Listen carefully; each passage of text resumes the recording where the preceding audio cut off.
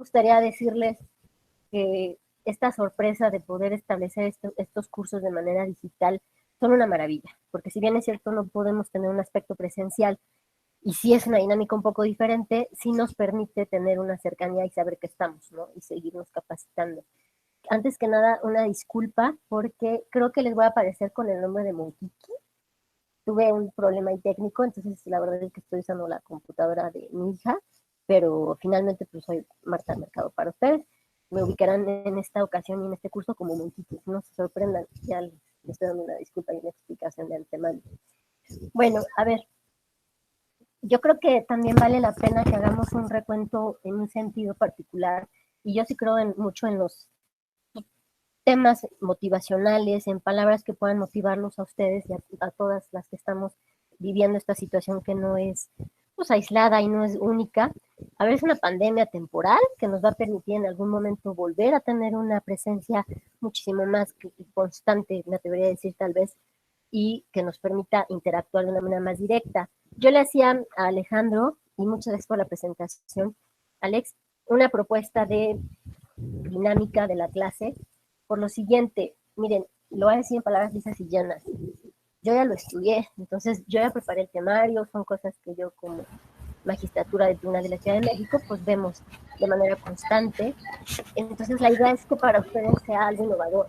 La idea es que para ustedes les deje algo que les permita, o si bien, si bien la duda, o en otros casos, la verdad es que lo voy a decir tal cual, yo creo que a lo que deben aspirar ustedes más que nada es conocer los criterios después de ver este curso, tomar este curso, pero sobre todo que ustedes puedan tener la capacidad en conocimientos técnicos y sobre todo actualizados de poder plasmar un criterio jurídico de ustedes, poder defenderlo. Puede ser el caso, y yo creo que ya han estado viendo varios spots, ustedes al final no coincidan en la conclusión, no coincidan en la sanción, no coincidan en la interpretación. Finalmente estamos hablando de muchos ejemplos que son de sala superior o en el caso concreto de sala regional especializada que no fueron controvertidos, y lo que genera es que ese tipo de sentencias han adquirido firmeza y es el criterio que hay para efectos de la materia. Entonces, insisto, yo vería mucho este curso para ustedes y ojalá lo vean ustedes también así lo compartan, que al final ustedes puedan establecer y poder plasmar un criterio jurídico que sea interesante, que lo puedan sostener, coincidan o no coincidan con los criterios del tribunal. Lo digo en el sentido de que nosotros como magistraturas podemos diferir incluso como colegiados y tenemos votos donde hacemos valer nuestras diversas opiniones. Bajo ese supuesto, le decía a Alejandro, lo que él les platicaba ya muy rápido, tratemos de interactuar, yo trataré de hacerlo dinámico y les ofrezco la posibilidad de hacer preguntas, que podamos ir interrumpiendo. Yo puedo ofrecerles también la presentación, si es de su agrado y desean dárselo como material, pero que vayamos tratando de interactuar haciendo preguntas y respuestas para que sobre todo sea muchísimo más dinámico para ustedes, insisto. Se trata de ustedes y de que ustedes puedan irse con un buen sabor de boca y sobre todo con un buen conocimiento que les permita aterrizar de manera posterior. Traigo una presentación, como bien les refería, que si me permiten voy a poner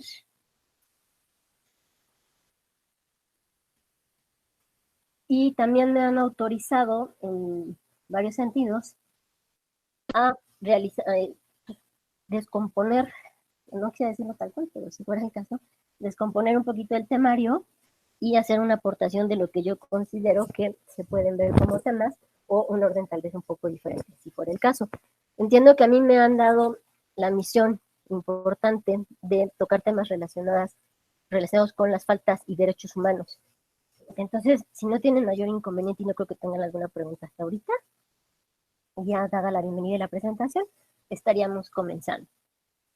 Y voy entonces con la presentación que yo voy a manejar. A ver, es muy importante que aunque pueda ser un poco cansada la historia propiamente de lo que es el modelo de comunicación política en este país, ustedes lo tengan muy claro porque es la única manera en que se pueden explicar de manera particular cómo evolucionó, por qué evolucionó, y sobre todo en aras de una próxima reforma que pudiera ser el caso, ver si estamos entrando o entraríamos a cuestiones o supuestos que ya se habían dado a conocer y si valía la pena, de ser el caso, insisto, regresar a esa etapa para que ustedes puedan tener un criterio muy particular. A ver, podríamos empezar con una comunicación política desarrollada a partir de 1936. Eso es importante por cuanto a la fecha, porque estamos hablando en particular ahí de una cobertura radiofónica de política. Posteriormente yo, para efectos de importancia del tema, me iría a 1948 con la participación de la televisión en procesos electorales, concretamente Estados Unidos, y de ahí me iría hasta lo que es 1980, con el avance de los medios de comunicación que se presenta en México y la incorporación de, de la comunicación política como tal. Y se da pues hay que decirlo tal cual, un mayor protagonismo a la televisión, a la radio y a la prensa. Es importante que ustedes tengan muy claro que cuando se trataba de un partido hegemónico, la verdad es que no había tanta propaganda, ni siquiera había tanta inquietud de los actores políticos de generar un posicionamiento en medios de comunicación. Pero conforme se fue evolucionando el tema, la democracia en este país, y fue cambiando, y se fue abriendo, y fue entrando un espacio de competencia mucho más amplio, se fue generando la necesidad de que los actores políticos fueran posicionando sus temas, fueran posicionando su agenda. Conforme a eso, me iría a 1986, donde establece ya el COFIPE la posibilidad de otorgar, bueno, no la posibilidad, ordena otorgar a los partidos políticos 15 minutos mensuales en medios de comunicación y un programa conjunto 2 veces al mes.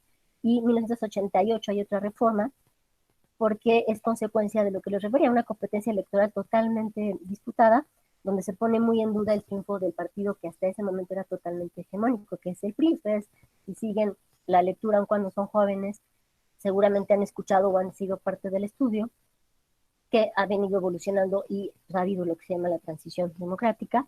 Entonces el PRI ya no es el único partido que ha gobernado en este país, ha habido diferencias y muy lejos. Hoy mismo nos gobierna un partido diferente, que no es ni el PRI ni el PAN, que es Morena, y aquí es donde vamos. Hacia 1990, me diría yo, el COFIPE preveía aumentar el tiempo al aire en un proceso electoral proporcional a lo que es la fuerza electoral de cada partido político, es decir, trataba de generar un aspecto de equidad. Posteriormente, se obliga a los concesionarios a vender tiempos con las mismas tarifas de publicidad comercial.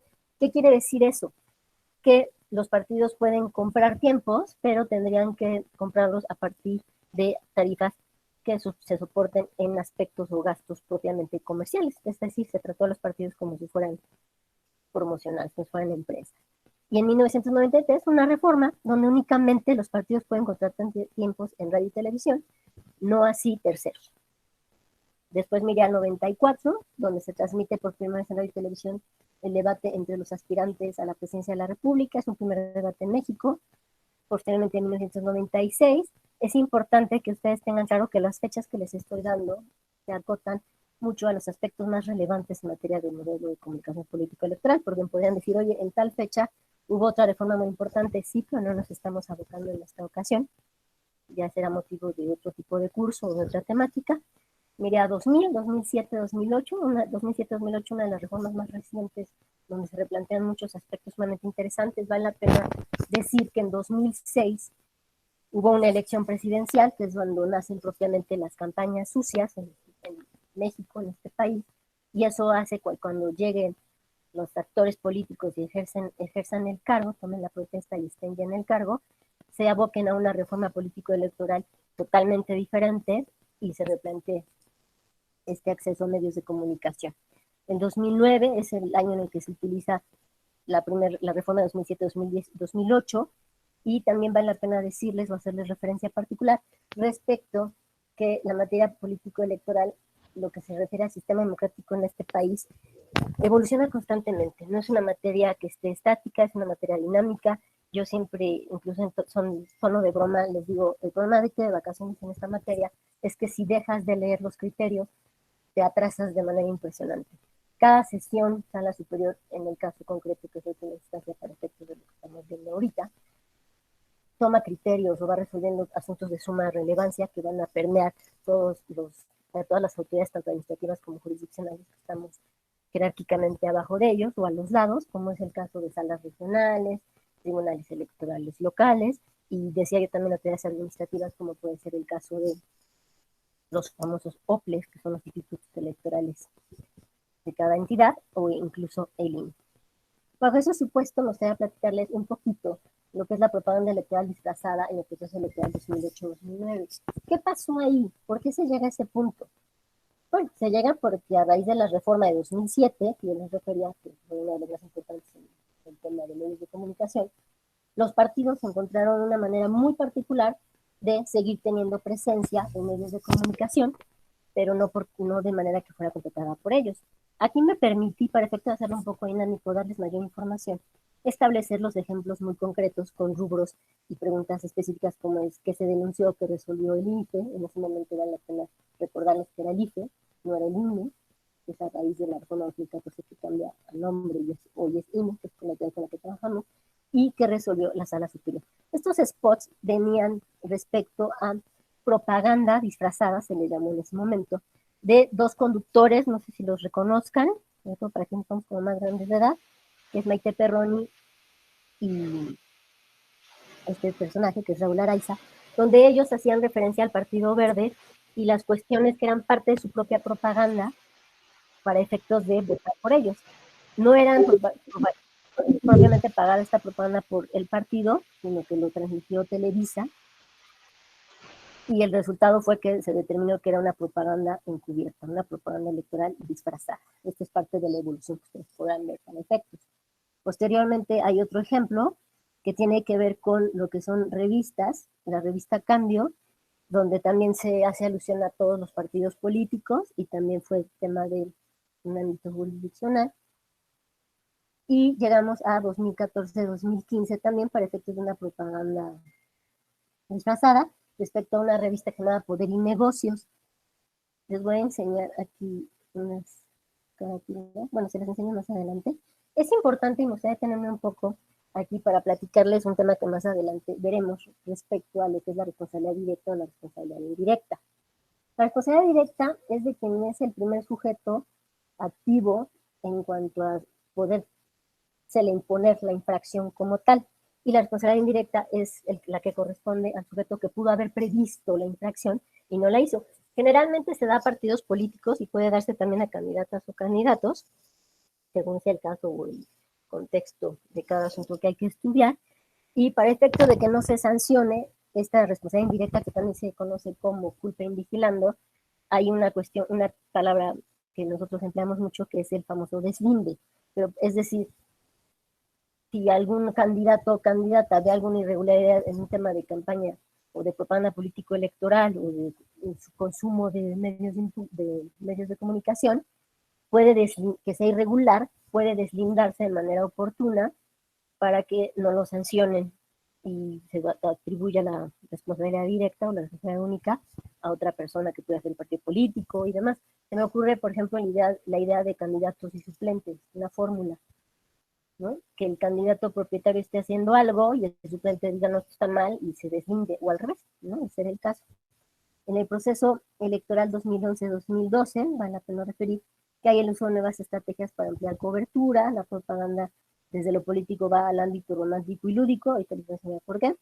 Los anuncios de campaña en pantallas de cine, páginas de internet y redes sociales, que también les voy a hacer otro comentario más adelante, y los candidatos y personajes de lo que es en la vida política comienzan a aparecer en entrevistas y revistas. Aquí me permití traerles unos ejemplos muy concretos, como son Josefina Vázquez Mota, Enrique Peña Nieto y Marcelo Ebrard, y aquí están algunas portadas de las revistas. No sé si algunas les sean coincidentes o les sean familiares. Esta era la realidad de en ese momento de la cobertura mediática que había hacia candidatos o personas candidateables o gente que estaban en los supuestos de la política en este país.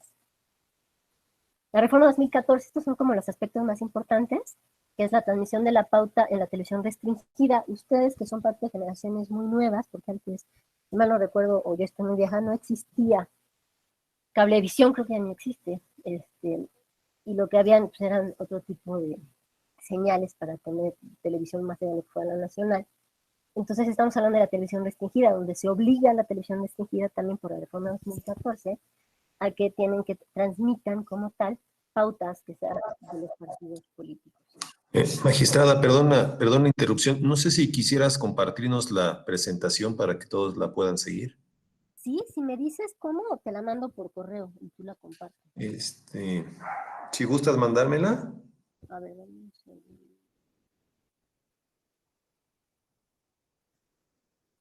Oh, sí.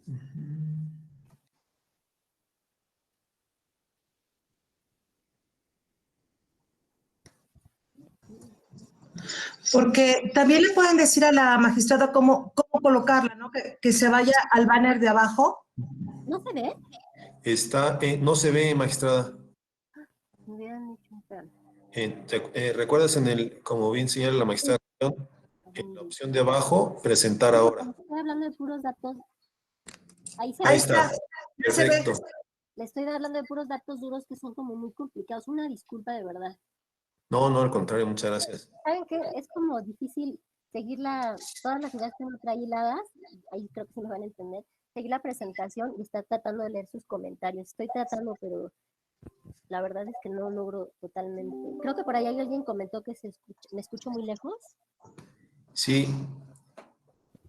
Ahí, compañeros, ¿Ahí me escucho mejor? ahí estás mejor, mucho mejor. Ok, va sin chícharo, como dice. Perfecto. Bueno, la verdad es que estamos entrando en lo más importante, que son las reglas que ahorita nos van a regir totalmente y sobre las que ustedes van a tener que trabajar o, insisto, tener la fortaleza y el aprendizaje de manera tal que puedan hacerse o proponer un criterio jurídico de ser el caso. Y me refería concretamente a la reforma de 2014, que es con la transmisión de la pauta en televisión restringida, unas reglas específicas para la organización y difusión de debates, que ya fue el caso en particular, reglas y lineamientos para encuestas electorales. Hay que decir que las encuestas electorales están totalmente reguladas y regladas para el efecto de que no parezca que están inclinadas. Los métodos de las encuestas tienen que darse a conocer a las autoridades de manera previa, etc. Hay una prohibición de emisiones de manifestaciones calumniosas, que es parte de la temática que nos va a ocupar y es donde pretendo que podamos interactuar un poquito más. Porque, insisto, los spots que traigo, los ejemplos, pueden no coincidir ustedes en el criterio. A nosotros nos pasó mucho en asuntos de sala regional especializada, donde se revocaba totalmente un criterio y los argumentos eran diferentes. Podemos no coincidir, pero es lo que existe como criterio preponderante en este país y estamos obligados a seguirlo. Es muy importante también hablar, cuando hablamos del modelo de comunicación político electoral del país, del acceso a los medios para los candidatos independientes. Ellos no tienen acceso a radio y televisión hasta que propiamente son candidatos. Si ustedes hacen algún recuento, antes de ser candidatos independientes y obtener el registro, ellos son aspirantes a la candidatura independiente del cargo del que se trate. Y otra que a mí me gusta mucho, que es la 6, la utilización de materiales reciclables y biodegradables. Es importante que sepan que sí se han conocido este tipo de asuntos en la sala regional especializada, que han denunciado el tipo de la propaganda y el material con el que se encuentra entre partidos políticos y se ha sancionado por lo mismo.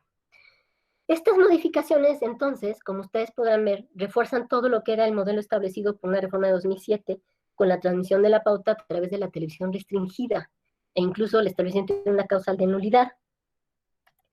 En esa reforma de 2014 es donde nace la sala regional especializada, cuyas magistraturas entiendo que están aquí acompañándonos. Un saludo.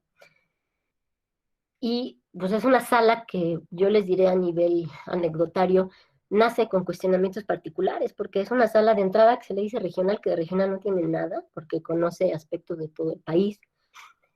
Primera. Segunda, es una sala que trabaja todo el tiempo, porque todo el tiempo hay mucho que hacer, desde el punto en que conoce 134, pre-campaña, campaña, el tema de menores y demás.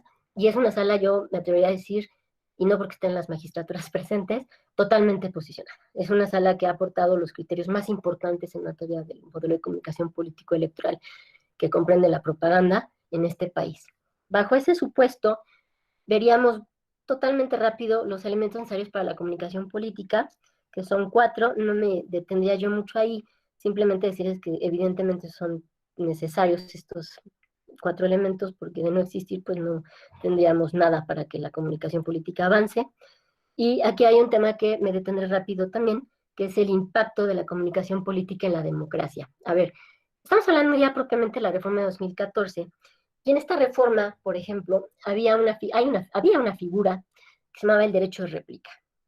El derecho de réplica, en ese momento y en esa reforma, fue establecido bajo un transitorio donde se decía que si se quería llevar a cabo, se quería ejercer el derecho de réplica por un candidato o partido político, tendría que ser por medio del procedimiento especial sancionador, en tanto no se emitiera, no se aprobara la ley correspondiente del derecho de réplica. De manera posterior, se emite la ley de derecho de réplica y se da competencia a los juzgados de distrito para ese efecto, y una de las críticas que siempre ha existido a raíz de que se crea esa ley es, a ver, todos sabemos que las campañas en este país tienen una temporalidad. Hay quien podrá decir son muy cortas, hay quien podrá decir son muy largas. El tema es que van contra reloj siempre. Y el derecho de réplica lo que pretendiera o debe pretender, pues es una resolución rápida. Y uno de los cuestionamientos siempre ha sido para efectos del derecho de réplica, que yo sí creo que forma parte de la comunicación política en la democracia, pues que si los juzgados de distrito que siempre están saturados van a resolver esa figura, pues a lo mejor resulta que se resuelve la figura y todavía están, y las campañas ya pasaron desde hace un buen ratito. Nuevas tecnologías de la información. A ver, este es un tema que yo creo que a ustedes les puede gustar mucho, sobre todo que son como más jóvenes, por lo que veo algunos rostros por ahí, que es el uso de Internet y redes sociales para lograr una mayor atención y resultado de la comunicación en la sociedad. Hay una discusión ahí muy interesante, si vale la pena regular, si no vale la pena. Se reconoce que si se regula es muy complejo el tema, que si se regula se estarían vulnerando tal vez derechos fundamentales. Ahorita vamos a ver ejemplos interesantes en contraposición. Yo creo que lo que se ha hecho es avanzar y lo que se ha reconocido como tal es un nuevo modelo, es una nueva manera de comunicarse, se han reconocido las características y las virtudes de ese nuevo modelo y conforme a eso, pues la verdad es que vamos avanzando y vamos adaptando lo que vamos generando para poder resolver y sobre todo hacer contiendas equitativas. Bueno, aquí está lo que les decía del Internet y las redes sociales, que se reconoce y se pondera siempre el derecho humano a la libertad de expresión en estas figuras. Me iré un poco más rápido para los ejemplos. Las particularidades del uso de redes sociales en procesos electorales, que esto es muy importante. Había a raíz de la reforma de 2014 y sobre todo del impacto de Internet, una apreciación muy grande donde se decía, a ver, es que las campañas ya no se van a hacer de manera antigua, ya no va a ser a la antigüita, si usaba esa expresión. Hay una nueva forma y son las redes sociales. Valga la pena si les gustara el tema, y perdón el anuncio, hay una película del Brexit, que se llama así Brexit, muy interesante, donde se ve ahí el impacto de las redes sociales para efecto un proceso electivo.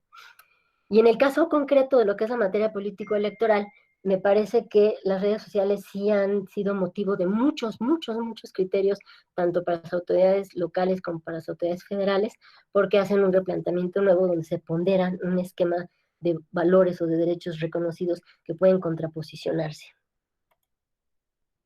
A ver, ¿cuáles son las conductas sancionables en redes sociales? Esta se las voy a dejar y sí vale la pena que con más calma ustedes retomen estas cuestiones o estas anotaciones que nosotros nos permitimos hacerles para que encuentren mucho más lógica de muchos spots.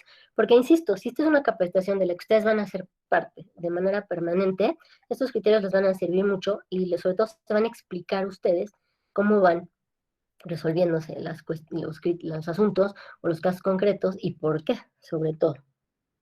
Hay que decirlo, hay aspectos o criterios internacionales, no solo de este país, que han permitido avanzar o han puesto sobre la mesa puntos concretos de lo que hay que proteger, sobre todo cuando se trata de redes o de Internet.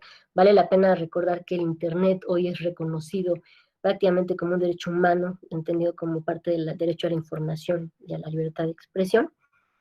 Y este es bien importante y es algo que ustedes tienen que tener muy claro, sobre todo cuando se resuelven asuntos que tienen que ver con calumnia, con el interés superior del menor, con discriminación, con propaganda político-electoral, etcétera. A ver, no solo en Internet. En todos estos asuntos son casos concretos. Uno estudia el mensaje que se emite por el partido o el candidato, pero de manera muy particular, muy particular. Y tiene unos asuntos bien interesantes donde podemos rebotar alguna idea. Este es un asunto interesante que es parte de yo lo llamaría, bueno, lo titulé para efecto de encontrarlo como restricciones a la libertad de expresión, donde establece ya sala superior, y si se fijan son asuntos recientes, que las restricciones a lo que se refiere al límite de la libertad de expresión en Internet resultan aplicables criterios que ya tenía la Corte, criterios que ya son de la Corte, y es que tienen que, en el caso que se determine sancionar o vetar o apagar una página de Internet o un portal, tienen que ser restricciones permisibles, tiene que ponderarse de manera muy particular qué va por encima de qué derecho. La libertad de expresión tiene que ponderarse sobre cualquier cuestión, porque es parte de la democracia. No podríamos entender nosotros una democracia sin una libertad de expresión amplia, que esté ensanchada y que permita prácticamente que tanto receptores como mensajeros puedan tener un margen de ideas y un margen de debate interesante que posicione. Este es otro asunto que también puede ser interesante, pero tengo ejemplos mucho más concretos y la verdad es que veo que el tiempo vuela. Vale la pena mencionar este caso particular porque muchas veces cuando es un precandidato único, al decir precandidato único me refiero a etapa de precampaña, ustedes saben que, de campaña interna, perdón, ustedes saben que muchas veces hacer los partidos políticos entes cuyo objeto primordial es el acceso al poder, pues entre ellos mismos hacen métodos selectivos, insisto, internos para escoger a un candidato o candidata. Y hay ocasiones, y ha pasado y pasa, en que al interior del partido político solamente hay un precandidato. Es decir, en su campaña interna solamente hay un precandidato y se entró una discusión interesante sobre si podía o no podía hacer campaña. Y lo que se dijo es, pues sí puedes interactuar o dirigirte, aunque seas precandidato único y estés sujeto a un proceso electivo interno, puedes dirigirte a los militantes siempre y cuando no incurras en actos de precampaña o campaña. Eso también ensancha en alguna medida el derecho a la libertad de expresión, que tiene que ver con el modelo de comunicación político-electoral. Retomaría de manera muy rápida la mención respecto a los ministros de culto, que tienen una prohibición expresa de hacer un llamado al voto como tal. Y un tema que es muy interesante y ustedes deben tener en cuenta, que es la presunción de espontaneidad. Cuando se trata de redes, lo que se dice muchas veces es que la presunción de espontaneidad se presume como tal, existe como tal, porque las redes o el Internet son medios de comunicación muy ágiles que permiten una interacción totalmente rápida. Dime. Magistrada, perdona interrupción. Tenemos una pregunta, por favor. Te hago, si quieres abrir tu micrófono. Muchas gracias. Magistrada, al inicio de su exposición nos comentaba sobre la cuestión del deslinde y ayer la consejera Favela nos comentaba que la única forma con respecto al deslinde era que se emitiera una queja por la cuestión de la conducta. ¿Es en realidad esta la única forma en la que un partido puede deslindarse para no caer en lo que nos decía de la responsabilidad indirecta? A ver, estuve escuchando ayer, a lo mejor estuve como de manera silenciosa, escuchando un poquito desde la consejera Claudia Zavala como la consejera Adriana Favela, y entendía parte de lo que les decía. A ver, lo que yo les refería desde un principio, y se los he acotado creo que 2 o 3 veces, es ustedes tienen que atender también mucho al caso particular. Yo creo que lo que refería la consejera atiende a un caso en particular, es decir, muchas veces el partido, el candidato, no, perdón, la campaña, quiero ser muy clara con el ejemplo, el acto de campaña o el acto de propaganda político-electoral la hace el candidato, porque es muy importante dejar claro que el partido político no le hace la campaña, no le hace el spot al candidato, sino el candidato también tiene la posibilidad con la partida presupuestaria que tiene asignada de ir y contratar y hacer su campaña. Y el candidato hace una campaña de tal manera cuyo contenido se comete en una infracción. Según lo que estoy entendiendo por el ejemplo que refieres de la consejera Favela, si estoy errónea, corrígeme por favor, tendría que ser el caso que el partido vaya y presente una queja respecto del deslinde. Ajá, o sea, tendría que presentar, por ejemplo, una queja contra su propio candidato o cómo podría deslindarse de lo que está haciendo el candidato en este caso. Claro, gracias. Eres Santiago, ¿verdad? Sí. Gracias, Santiago. Mira, lo que pasa es que en esos casos, y seguramente está hablando de un caso muy concreto de la consejera, lo que hay que hacer, lo que tendría que hacer el partido en determinado momento, y sí ha pasado, lo que pasa es que no es tan simple, a mi manera de parecer y por mi experiencia local, no es tan simple que pase el deslinde, es en algún punto, no es como quejarse, yo no me atrevería a decir que es como quejarse propiamente, sino presentar un escrito ante la autoridad y decir, yo desconozco esto, yo me deslindo, pero tiene que ser de manera oportuna y de manera eficaz para efecto de que no caiga en la figura que mencionamos hace unos momentos de culpa invigilando. Si vemos que ese escrito de decir, oye, yo no conocía la propaganda que mi candidato o mi candidata están llevando a cabo ni el contenido, eso es un deslinde. Si eso lo vemos como presentar una queja propiamente, nada más que yo te diría que el presentar una queja conlleva una investigación. ¿Sí me explicó? Si el partido político presenta una queja en contra de su candidato, eso conlleva una investigación. Por eso el deslinde no es lo mismo que una queja. Ok. ¿Sí, Santiago? Sí, O más o menos. es que me causa curiosidad porque, por ejemplo, en Tabasco, yo trabajé en el OPLE y tuvimos un caso así y presentaron, por ejemplo, el deslinde a tiempo con respecto a lo que estaba haciendo un candidato en un PES y el consejo no lo tomó en cuenta por criterios de la sala con respecto a lo que es propiamente el deslinde. Entonces, de hecho, creo que el asunto llegó hasta la superior y confirmaron la sanción precisamente porque no hicieron efectivo el deslinde que hizo el partido de lo que estaba haciendo el candidato. Ok, por lo que entiendo, tú no eres ajeno a la materia política electoral. De hecho, me da la impresión que trabajas dentro de la materia Sí, electoral.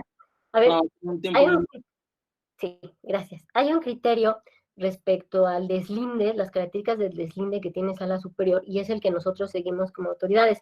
Yo me atrevería a decirte que seguramente faltaba alguno de los elementos. Habría que ver el caso muy concreto, y entiendo tu inquietud, porque muchas veces, y eso nos pasa, y es donde nacen las líneas jurisprudenciales.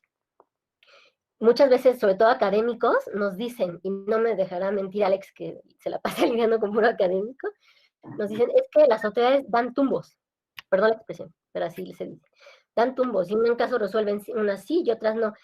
Y si tú te dedicas a esta materia, Santiago, estoy segura que vas a coincidir. A veces las diferencias en cada asunto son muy finas, totalmente finas.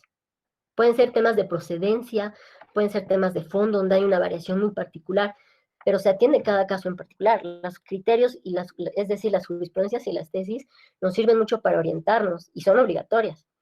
Pero yo te diría que lo que nos sirve más son las sentencias, y sobre todo cuando tú estás resolviendo un asunto y te cuestionas si llegó algo parecido, si la instancia federal ha resuelto algo parecido, y encuentras asuntos de chile y de limón, perdón que lo diga así, la verdad es que no siempre es tan certero eso, porque cuando analizas bien cada asunto, hay una diferencia muy sustancial, pero muy fina respecto a la diferencia de uno y otro. Yo te diría en ese caso, yo creo que lo que pasó es que seguramente faltó un requisito que estaba en constancias y a lo mejor me aventuraré a decirle una disculpa. Las sentencias no son tan claras o la resolución no es tan clara de manera tal que se pueda percibir o se pueda apreciar de la misma manera para efectos de entenderlo en un ejercicio académico o didáctico. Mira, yo lo que digo siempre, sobre todo cuando estamos redactando sentencias, y perdón Alex, pero a mí sí me gusta como usar la voz y aprovechar los espacios para posiciones un Al tanto... contrario, muchas gracias. Es la idea, magistrada. Muchas gracias. Gracias, Alex. A ver si no salgo desinvitada. Primero tenemos que ponernos en un papel muy especial como juzgadores u operadores jurídicos, según sea el espacio. Nosotros no redactamos para nosotros redactamos para los ciudadanos. Y es un tema que pasa muchísimo entre autoridades administrativas y jurisdiccionales, sobre todo se ve en un ámbito local particular. Muchas veces resolvemos y a veces ni las autoridades administrativas entienden, menos va a entender un ciudadano. Yo creo que nosotros tenemos obligación, si fuera el caso, de tener una línea jurisprudencial muy clara, es decir, que no quede duda de por qué estamos resolviendo asuntos en un sentido y por qué algún asunto que pareciera, insisto, pareciera igual, no lo es igual.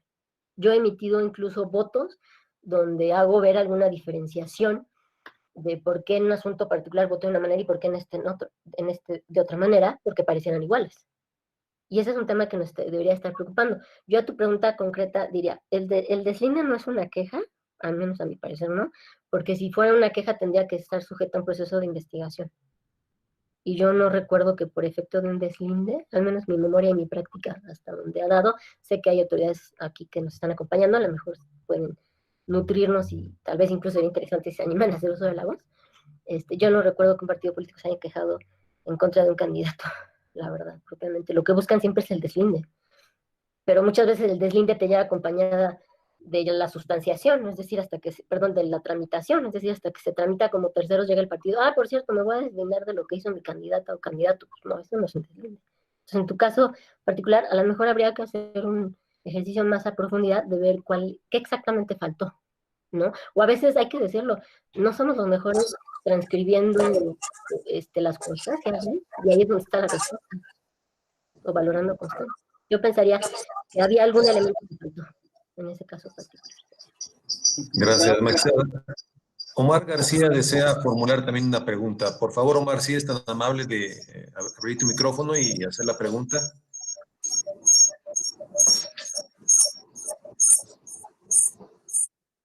Hola, Omar. Creo que No se animó. ha de tener algún problema técnico, si no... ¿Estás ahí, Omar? Sí, ¿sí me escuchan? Ahora sí, por favor, adelante con tu pregunta. Buenas tardes a todos.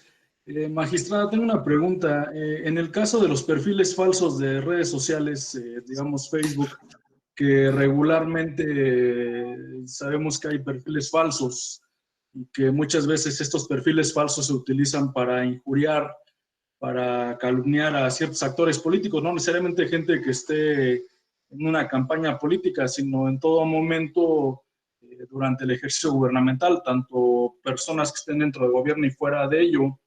En ese caso, digamos que si se pudiera acreditar a quién pertenecen estos perfiles falsos, qué es lo que procedería para poder llegar a sancionar a estas personas. Gracias. Mira, ese es un tema bien interesante y yo sí creo que hay cuestiones donde no tenemos lamentablemente respuesta a todo. ¿Qué ha pasado, por ejemplo, en temas de redes sociales cuando se acusan actos anticipados de campaña, de precampaña o calumnias y demás? Una de las primeras actuaciones que se hacen es llamar al candidato o a la candidata y preguntarle, oye, ¿reconoces la cuenta? ¿Tú la manejas? Y muchas veces te dicen, no, yo no la manejo, sí la reconozco, pero no la manejo. Y la verdad es que yo sí creo, sobre todo lo veo mucho a nivel local, pareciera que hay una división entonces de quién es responsable. ¿Se me explicó? A ver, si es un acto anticipado de precampaña o de campaña, con independencia de que la candidata o el candidato maneje esa cuenta, ¿quién es la persona beneficiada? Pues la candidata o el candidato, ¿no? O precandidato o precandidato, según sea el caso. Y ahí lo que se ha venido discutiendo, insisto, sobre todo a nivel local, es, a ver, aunque no maneje esa persona la cuenta, obtiene un beneficio. Ya ese posicionamiento indebido, y lo haya manejado tal persona, ya le genera un beneficio. ¿A quién tendrías que extender la sanción? Una de las cuestiones particulares que también nos mete a consideración, un estudio muy claro, y la verdad es que hay muchas veces, híjole, la ley creo que no alcanza, más bien las diligencias no alcanzan, porque insisto, cuando es propaganda político-electoral en periodo de campaña o de pre-campaña, pues vas contra reloj. Es el desconocimiento de la cuenta. Entonces, ¿qué haces? ¿A quién sancionas? Porque lo primero que tienes que tener es acreditar la sanción y a quién sancionas. Si no te acredita, perdón, la infracción, si no tienes acreditada la infracción, pues no puedes hacer nada, pero pues para poder colmar y llevar a buen puerto, o al menos que pueda funcionar el sistema de sanciones, pues tendrías que tener a quién sancionar. Y ese es un tema que yo creo que nos deja mucho que desear todavía, sobre todo, te insisto, cuando el ejemplo es muy claro, ¿no? Pues sí, la cuenta es mía, pero no la manejo yo, pues sí, pero el beneficio lo obtuviste tú, entonces, ¿qué haces? Yo creo que parte de este tipo de cuestiones que no vamos a poder desaparecer en una democracia, alguien decía, yo nunca he visto que se construya una democracia en Internet, pero sí he visto que se han intentado derrotar democracias en Internet. Y vale la pena la reflexión. Y ese tipo de cuestiones como las que planteas son las que llevan a esa conclusión. Fake news, perfiles falsos, que todo el mundo los desconoce, entonces nadie sabe nada, pero a lo mejor sí se genera un posicionamiento, los famosos bots, etcétera. Yo creo que ahí nos queda de ver, yo creo que tendríamos que ver también el caso concreto, porque si tú llevas a cabo una investigación exhaustiva, a lo mejor sí logras encontrar quién lo hizo, y no es un perfil tan falso, porque sí tiene un titular, sí tiene una titular, un dueño a quien pueda responder, pero yo me iría a cada caso concreto. Creo que Irma, gracias Omar, creo que Irma quiere participar. Exacto, nos pide Irma, por favor, que le dé lectura a esta pregunta. Ella quiere saber, dice, en relación con la pregunta del compañero Omar García, quien preguntó antes, ella quiere saber su opinión, magistrada, respecto a la posibilidad de que el gobierno o los intermediarios, redes sociales, regulen el contenido en las redes, por ejemplo, la caza de bots. ¿Considera que esto sería a favor de la libertad de expresión? Es la pregunta, magistrada. ¿Quién preguntó, Irma? Irma Rosa Clara. A ver, Irma, me estás metiendo desorden, te lo he de decir abiertamente, porque sí traigo alguna referencia a esa. A ver, yo les refería que hay criterios nacionales e internacionales, sobre todo en un aspecto internacional, que se han venido pronunciando. La UNESCO sacó hace muy poco un cuadernillo. Cualquier material que yo les pueda platicar y les interesara la referencia, a lo mejor se la pueden pedir a Alex y yo se los paso con mucho gusto. A ver, la UNESCO acaba de sacar un cuadernillo a finales del año pasado respecto a la regulación en Internet, si se puede, no se puede, sobre todo un aspecto democrático, ¿no? Que es lo que nos está ocupando el día de hoy. Hace un análisis, él pareciera que sí es el autor de la UNESCO, no recuerdo el nombre, ahorita me acuerdo, pareciera que sí es partidario de que se regule en algún sentido, pero lo que dice es, a ver, si vamos a regular Internet, primero tenemos que ser conscientes de que hay que tener mucho cuidado, sumo cuidado, porque es libertad de expresión, y hay un derecho fundamental que es la libertad de expresión, y si una democracia no se garantiza ese principio, ese derecho, no hay democracia, porque la democracia es la voz de todos, tenemos que estar todos incluidos y escuchados, no solo incluidos, escuchados. Y al final lo que concluye es, parte de la saga en Internet tiene que ser un tema de capacitación, donde la gente esté educada, si me permiten decirlo así, lo digo muy entrecomillado, para que el uso de Internet sea responsable. Yo lo veo mucho cuando doy clases o me invitan a cuestiones de jóvenes y me preguntan también temas de redes y del Internet, si estoy de acuerdo, si se vale, qué no se vale, los menores de edad. Yo lo que les digo es, miren, ustedes vienen de una generación mucho más joven, no me dice que tengo un prejuicio por eso, pero la verdad es que ustedes sí vienen de una generación más joven, donde ustedes se adaptan más, son más intuitivos a este tipo de herramientas. Ustedes saben perfectamente que una vez que suben algo a Internet, es campo libre. No tienen manera de controlarlo. No hay manera de controlarlo. Bajo ese supuesto, pues tendríamos que ser mucho más responsables. La conclusión a la que llega el cuadernillo que les platico de la UNESCO, al final es, a ver, a lo mejor no es propiamente regular, sino lo que tendrían que hacerse son convenios entre autoridades para que nosotros como autoridades, insisto, entendamos de manera muy perfecta cómo funciona el Internet, cuáles son las herramientas, cuáles son los caminos que llevan, y nosotros entendamos ustedes como autoridades, bueno, y las empresas entiendan qué es lo que estamos buscando como autoridades y lleguemos a un consenso o a convenios. Incluso el INE firmó un convenio el año pasado, si mal no recuerdo, a finales, respecto a estos temas en Facebook, ¿no?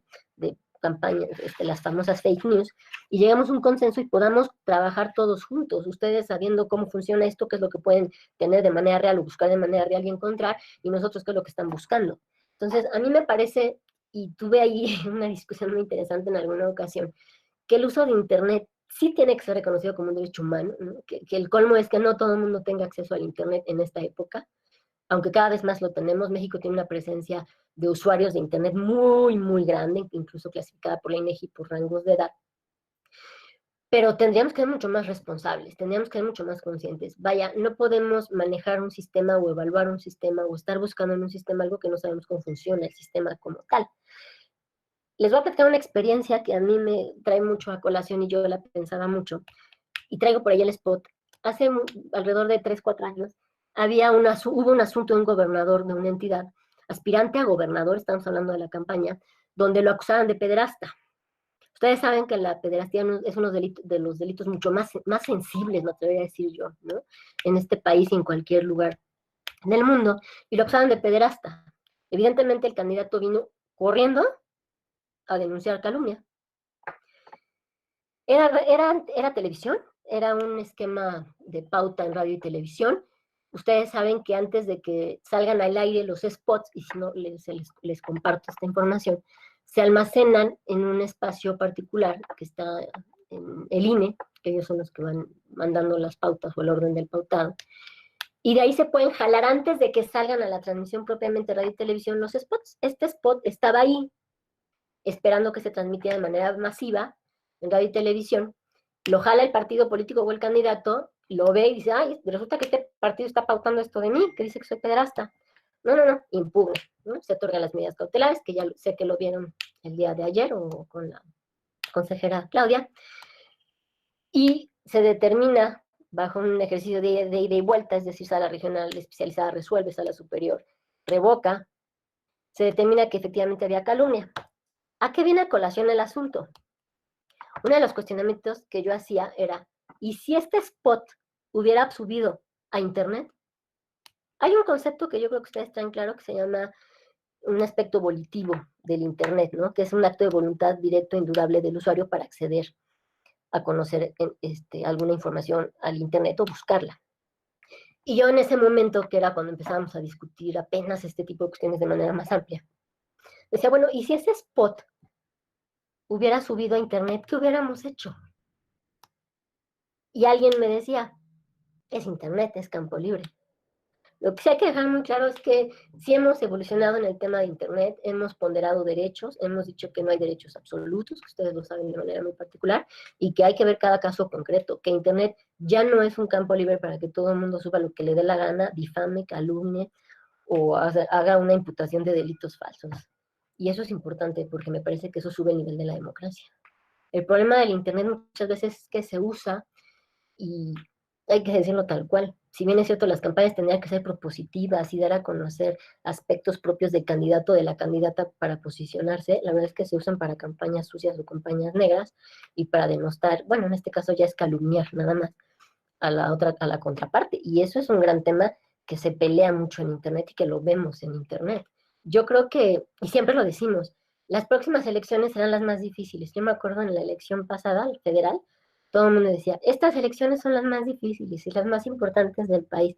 A ver, no sé si recuerdan, no hace más de una semana o 2 semanas, que ya están diciendo lo mismo de las elecciones que vienen. O sea, todo el tiempo tenemos retos, e Internet siempre va a ser un reto. Lo que necesitamos es educarnos para poder afrontar las cuestiones particulares. Yo creo que no es muy buena idea tratar de regular Internet, ni siquiera creo que podamos, pero vale la pena que tengan ustedes en mente los criterios internacionales que les he referido las conclusiones. Gracias, ¿Alguna magistrada. otra pregunta? Alberto González desea formular una pregunta. Alberto, por favor, si abre su micrófono y nos la pregunta. Sí, muchas gracias. Ahorita que tocaban el tema de perfiles falsos y hablando sobre las redes sociales, también ahorita que tocó el tema del Brexit, me llamó la atención cómo en esta campaña y en la del presidente electo en los Estados Unidos, Donald Trump, la protección de datos personales jugó un papel muy importante porque a través de las redes sociales se encargaban de bombardear a los perfiles que una vez que tenían sus datos, eh, existía la posibilidad de que hacer que estuvieran a favor o en contra de una causa. Entonces mi pregunta es, hablando sobre este tema de redes sociales y protección de datos personales, ¿existe alguna sentencia, jurisprudencia, legislación sobre la protección de datos personales o el uso que puedan hacer de ella los partidos políticos sobre campañas electorales? A ver, Alex, toma nota o que alguien haga una minuta que si me salgo de los temas es porque ustedes están preguntando. A ver, No, Omar, te voy a traer a colación unos asuntos que a mí me gustaron mucho. Una de las cuestiones particulares es que muchos candidatos en algún punto, me parece que hubo como un boom en algún sentido, donde denunciaban que les llegaba propaganda de un partido político y no eran militantes, no eran afiliados, no eran nada. Por ejemplo, en 2014, no sé si recuerdas porque es una persona joven, el Partido Verde entregaba hasta boletos de cine, ¿no? Entregaba mochilas, ¿no? Entregó hasta lo que no, ¿no? Y mucha gente decía, oye, es que me llegó esto en mi domicilio, como ¿por qué el Partido Verde tiene mis datos personales, que es mi domicilio? ¿Qué se resolvió al final? A ver, se fue por cuerda separada el uso de datos personales y en pocas palabras lo que se ha concluido, y hay muchas sentencias y se ha sancionado a los partidos políticos, se hace una investigación y se les hace responsables por el uso de datos personales y la emisión de propaganda dirigida a la persona en particular con el uso del domicilio. Eso es bien importante porque ha habido un avance muy grande y también hay que decir que ya tiene rato que se reconoció a los partidos políticos como entes responsables de datos personales, es decir, ellos pueden tener incluso como partidos asuntos en el INAI donde se les sancione. Y en el ámbito político electoral, el INE ha impuesto sanciones que han sido confirmadas por Sala Superior por el uso de datos personales de manera indebida.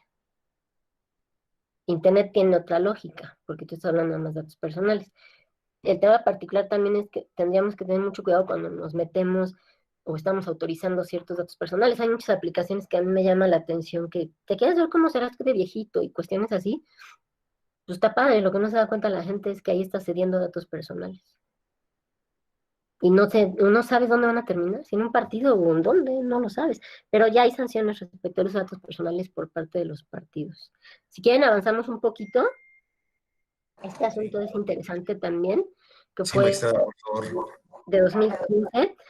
Este es un asunto que fue muy largo, si mal no recuerdo, y era en contra en ese momento del PRI, del Partido Verde Ecologista de México, que iban en coalición, donde en etapa de veda electoral muchísimas personas públicas, figuras públicas, hicieron alguna mención al Partido Verde. Había hashtags, le llaman, en ese momento, durante esa campaña, que hacían alusión al Partido Verde, e insisto, en época de veda. ¿Qué es la época de veda? Es un periodo que se da de manera legal de reflexión a la ciudadanía, donde lo que se pretende es no contaminar, no generar ninguna idea o inclinación hacia que la ciudadanía vote en favor de un partido político, sino dejarlos de manera libre. Es un periodo de reflexión la veda, y estas personas públicas hicieron en periodo de veda en Twitter, una serie de mensajes alusivos a cuestiones muy particulares del Partido Verde. Ahí lo que se determinó es que no tenían era un tema de espontaneidad, que lo que habían hecho, aun cuando fueran figuras públicas, eran ciudadanos, pero estamos hablando de ciudadanas y ciudadanos que tienen 20,000 seguidores, cuestiones particulares, y solamente se sancionó por la difusión en Twitter, en periodo de veda, a una persona que en ese momento era candidato registrado por el Partido Verde en calidad de suplente, y sí estaba obligado a las reglas de veda. Estos son algunos de los tipos bueno, incluso aquí se ve quiénes eran las figuras públicas y el tipo de mensajes que emitieron. Me voy un poquito más rápido. A ver, este es un tema de calumnia, y en este asunto se denunciaba que había bardas de Andrés Manuel en una época que no era viable, como una táctica de campaña. Es importante decir que en ese momento que era candidato Andrés Manuel, o todavía no era presidente, él desde el 2006 estaba en la lucha por el espacio de la presidencia de la República. Entonces, lo que pasa muchas veces es que muchas lonas, muchas bardas, sobre todo cuando van a carretera lo pueden ver, se quedan de procesos electorales pasados. Seguramente era un proceso electoral pasado la barda de Andrés Manuel que denunciaban. Y también un video alojado en Facebook en las que el PRI denunciaba una calumnia a su favor, porque era un video. Les voy a dejar la presentación, de todas maneras, para ver si se las pueden mandar del eje, y ahí vienen las ligas si lo quieren ver de manera más directa. Y en ese video denunciaban una persona grabando una bolsita roja del PRI que trae una despensa que le habían dado. Y estaba describiendo: miren, me dieron una torta y me dieron un billete de 200 y esto. Y así es como el PRI quiere cambiar las cosas. Hasta ahí llegaba el video y lo denunciaron como calumnia. ¿Qué se concluyó? Que no había faltas, que no se acreditó la barda como tal, si mal no recuerdo, y por cuanto al video donde supuestamente se le calumniaba al PRI, con independencia de que hubiera sido en internet y se tuvo por acreditado, no se acreditaban los elementos, se tuvo por acreditado que existía el video, no se acreditaban los elementos de la calumnia y no hubo mayor sanción. Este es el ejemplo. Aquí ustedes pueden ver propiamente el diálogo del video, la bolsita donde venía el súper, bueno, la despensa, y la barda que se denunciaba. Voy a tratar de irme un poquito más rápido. A ver, este es un asunto también donde se hablaba de discriminación, que es un tema que también se vio en redes, se retuiteó. Y déjenme ver si traigo la imagen como tal, según yo sí. Aquí está la imagen, a lo mejor recuerdan este spot. Es de la campaña pasada. A ver, nunca se hizo alusión a ningún candidato, nunca. Solamente aparece prácticamente todo el spot este tipo de imágenes con un diálogo, es decir, una persona, si ustedes la ven por atrás, parece de edad avanzada, ya canosa, con una chica, y el diálogo más o menos es: ¿por qué quieres manejar? Ay, quiero manejar. ¿Dónde están las llaves? Es que este coche ya no usa llaves porque son coches nuevos, ¿no? Y en conclusión se dice: no dejes el espacio para gobernar o que maneje un país a una persona que ya no está en condiciones, tratando como de evidenciar un tema senil con una cuestión donde ya no se puede manejar un país o se pueden tomar decisiones. Este asunto es muy interesante y me gusta mucho para efectos académicos, porque la sala regional, a mi parecer bien, determinó que existía una violación porque se discriminaba a uno de los candidatos presidenciales. insisto, aunque no se decía de manera explícita, sí se podía desprender, y decía que daban calificativos estereotipados. Es importante que ustedes tengan muy claro que con independencia de la calumnia, también la propaganda político-electoral puede aterrizar temas como la discriminación, y que también pueden ser materia de conocimiento. Este asunto llegó a tanto, incluso se difundió por Twitter, únicamente por Twitter, de hecho fue un retweet este video, que se ordenó en la sentencia de la regional especializada dar vista con la PRED para efectos de la discriminación y entregar que creo que es una guía para tratar a personas de la tercera edad, a quien fue denunciado en su momento. El asunto llegó a sala superior y revocó desde la vista con la PRED, obviamente, hasta la entrega de la guía que les digo, y dijo que se tenía que privilegiar el derecho humano a una libertad de expresión, porque la persona que difundió el tweet no era el creador, no era la autora del video como tal. Este es un asunto también de Twitter, ¿sale? Hay otro tipo de propagandas, y me animé a meterlas un poquito, porque, de manera muy genérica, porque el planteamiento del tema es faltas relacionadas con derechos humanos. Entiendo que después sigue como la parte 2, que es violencia política por razones de género, pero este asunto me resultó interesante también porque era de un video respecto al uso de imágenes de menores de edad, que ustedes saben que ya se ha venido avanzando ahí y hay criterios muy particulares. Pero eso será materia de la clase que tendrán el lunes. Entonces me voy a ir aquí más rápido. A ver, parte de la investigación en procedimientos especiales sancionadores tratándose de redes sociales es lo que yo les refería. En 2014 se crea la Sala Regional Especializada, que fue un modelo totalmente novedoso para la resolución, porque instruye hoy o investiga propiamente el INE, la autoridad administrativa, y lo remite a la Sala Regional Especializada para su resolución. Y vale la pena decir también que hay esquemas a nivel local que han sido replicados.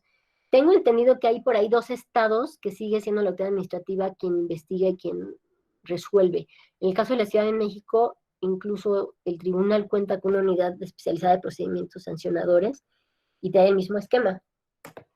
Investiga el Instituto Electoral de la ciudad y nos lo envía y nosotros resolvemos.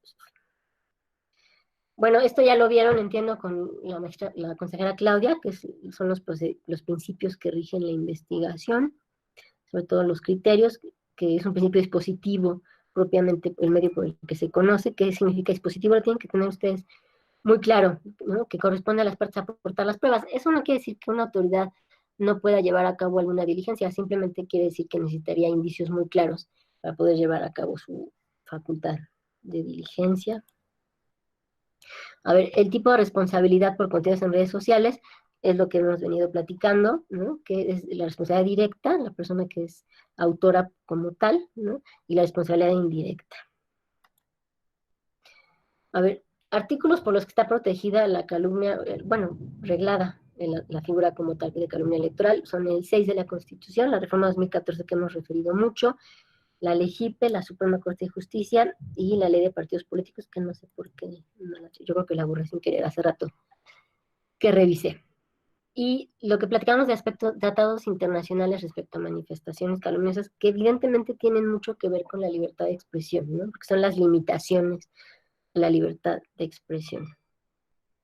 Estos son criterios, jurisprudencias y tesis. Otro asunto que es muy importante y sí puede caer incluso en la calumnia, y me gustaría mucho que lo tuvieran de manera particular en mente, es lo que es la protección a periodistas en el ámbito en que se desarrolle.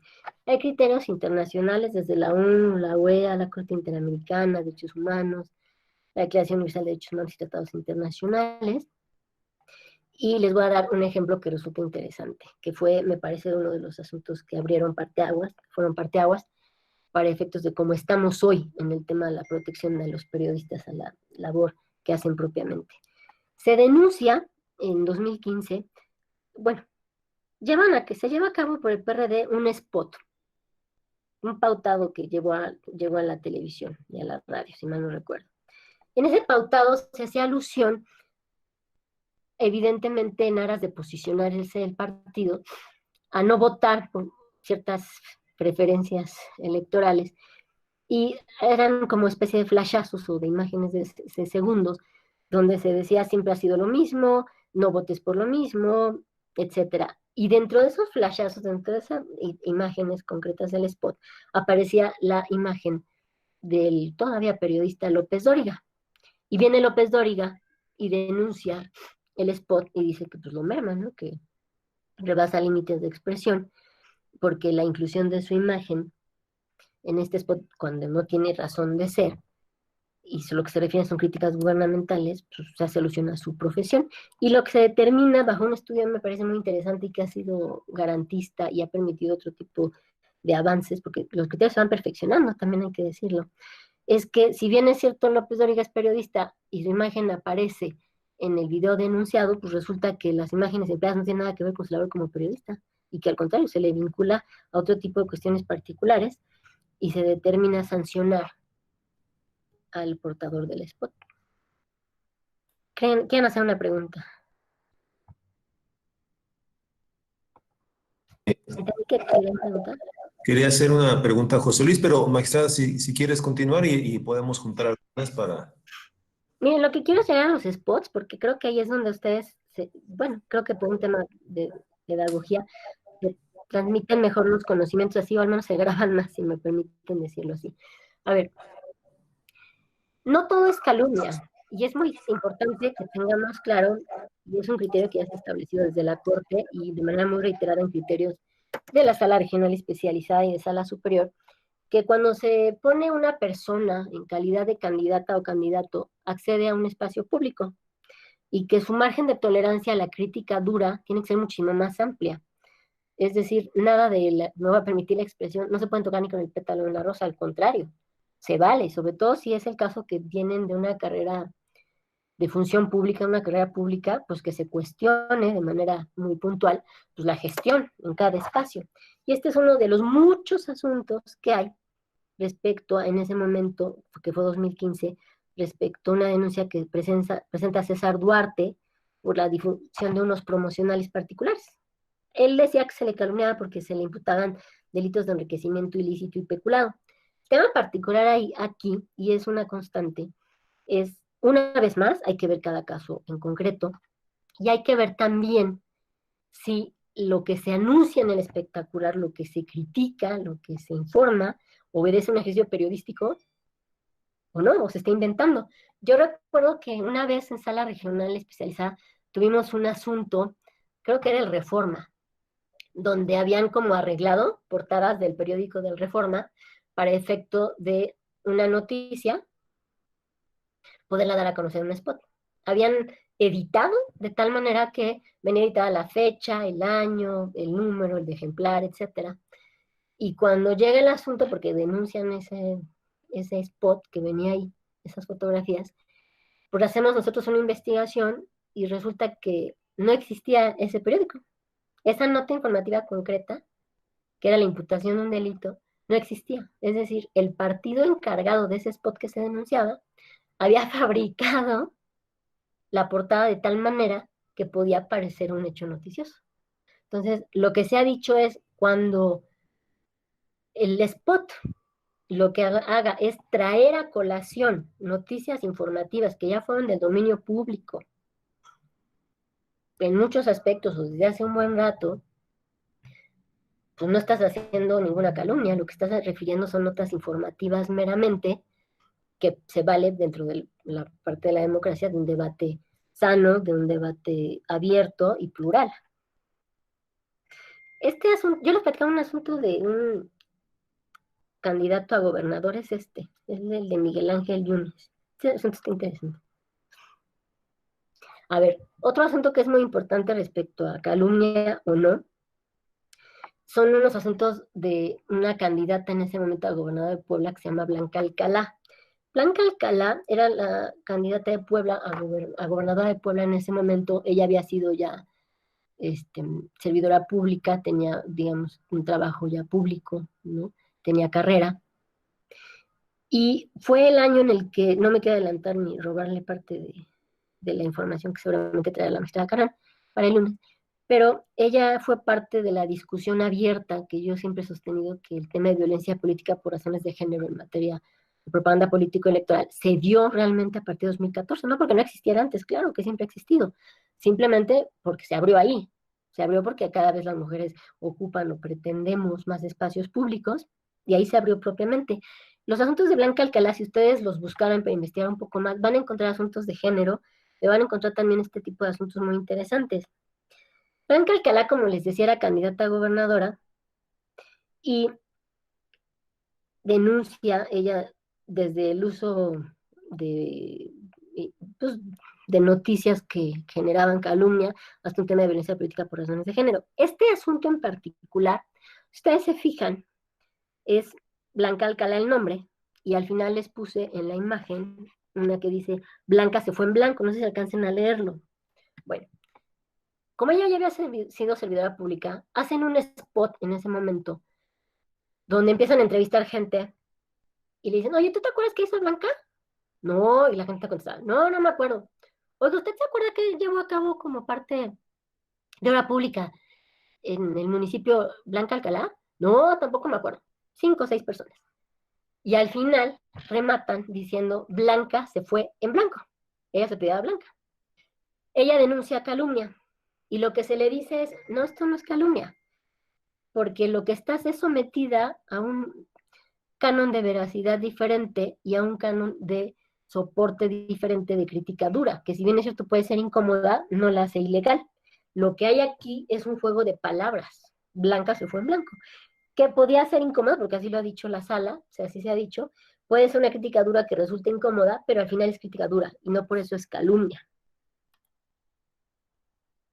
A ver, este es pues, teórica, calumnia, sujetos activos y pasivos. En algún momento en calumnia se había dicho que solamente podía venir la persona afectada.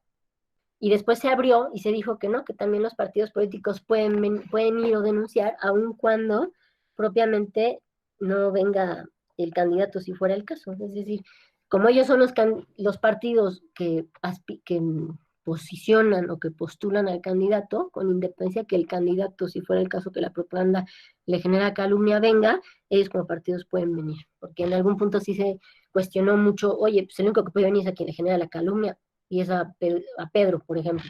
No, puede venir Pedro o puede venir el partido político que lo representa, y se amplió. Un tema muy importante que tienen que tener también en mente son los elementos de la calumnia como tal. Tiene que tener, a ver, ya se ha dicho, es un concepto, me parece, de fácil aprendizaje o retención. La calumnia tiene que versar sobre la imputación de un hecho de delito falso, en función del contenido. Y tiene que realizarse también de forma maliciosa. ¿Qué quiere decir eso? Que no haya habido ni siquiera una investigación previa para ver si era cierto o no. Es decir, tendría que acreditarse que la persona que difunde la calumnia, el spot, sabía si era cierto o no. Este es un buleteo de cómo establecer si la imputación de los hechos o delitos falsos se realizaron de forma maliciosa. Esta les puede servir mucho. ¿No hacen evaluación en el curso, Alex? No, en esta ocasión no, magistrada. En este diseño de seminarios virtuales, digamos, no. Pues está más padre porque no tienen la presión, pero sí pueden tener el material, ¿no? Exacto. Este es un asunto de Puebla también que tiene que ver con, se denuncia calumnia, pero lo que había es un cuestionamiento de quien fue en ese momento candidato a gobernador a Puebla, que hoy es actual gobernador, donde denunciaba la calumnia, pero lo que se hacía era retomar notas informativas en el spot que denunciaba respecto a la compra de bienes inmuebles de manera ostentosa.